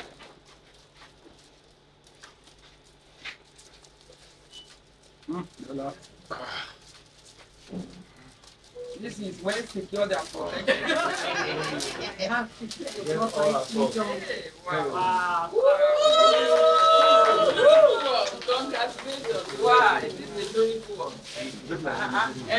He did a good job. I'm really learning from him. So this is amazing. Congratulations and thank you. All right. So,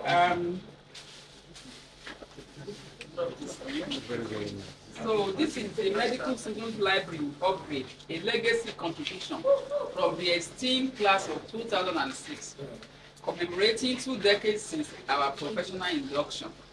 Graciously commissioned today by Professor on this 19th of June 2026.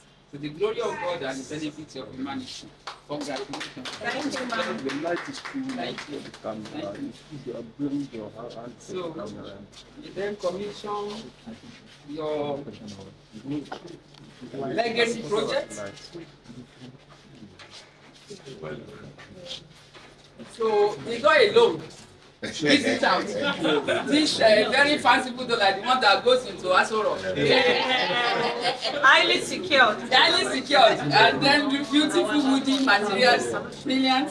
So, in the name of the Father, amen, the Son, amen, and the Holy Spirit, amen, they are commissioning this project for the use of our students, for the purpose of their excellence in academic performance, amen, and to the glory of God. Amen. Woo! Congratulations. Thank you. So we enter and see the beautiful. Wow, wow. I think I should come and record it. How to read it. Sorry.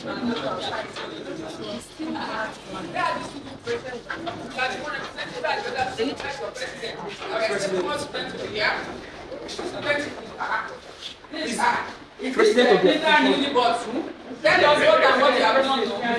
Come and tell us what and what you have done. Everything I say, come and tell us what you have done. Vice President. And I wish I can take it. Tell us what and what you have done. Oh, see the flowers. This wine. This one, but this is because this was not there. Sorry. Students, you are pampered. They want to be able to stay long hours without having to close because of the... You mentioned it, but I didn't answer because that is the decision of the dean. I don't have a control over what happens here. They are going to decide what happens here, but this is beautiful. Thank you. Really you will have a photograph at the base of the before in the case of before you come up there, before you come to propose, I'm joining you there. Focus, discover. So this is wonderful. Learn, focus, discover, and so we can have more excellent results. So thank you. They said you donated some textbooks to them too. Yes. Brilliant. Where are the computers?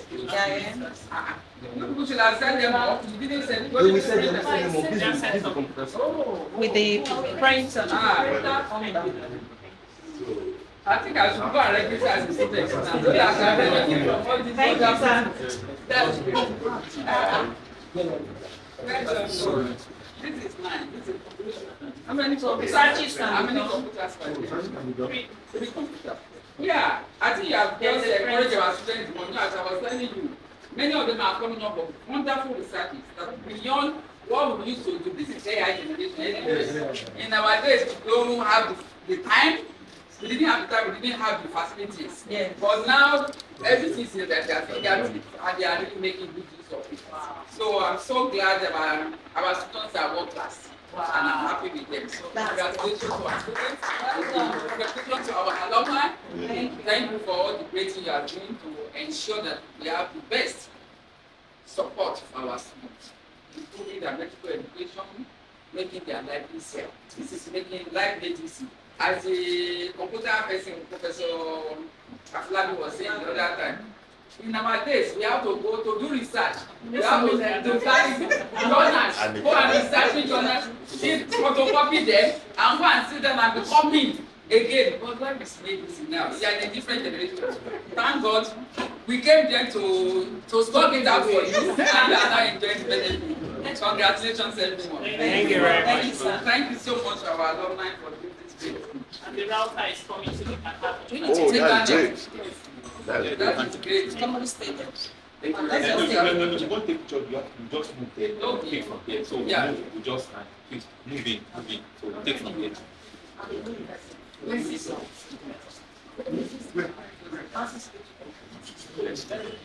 That's that thing. They are looking at they face look like the Goshen friends. No, so it's the go on both sides.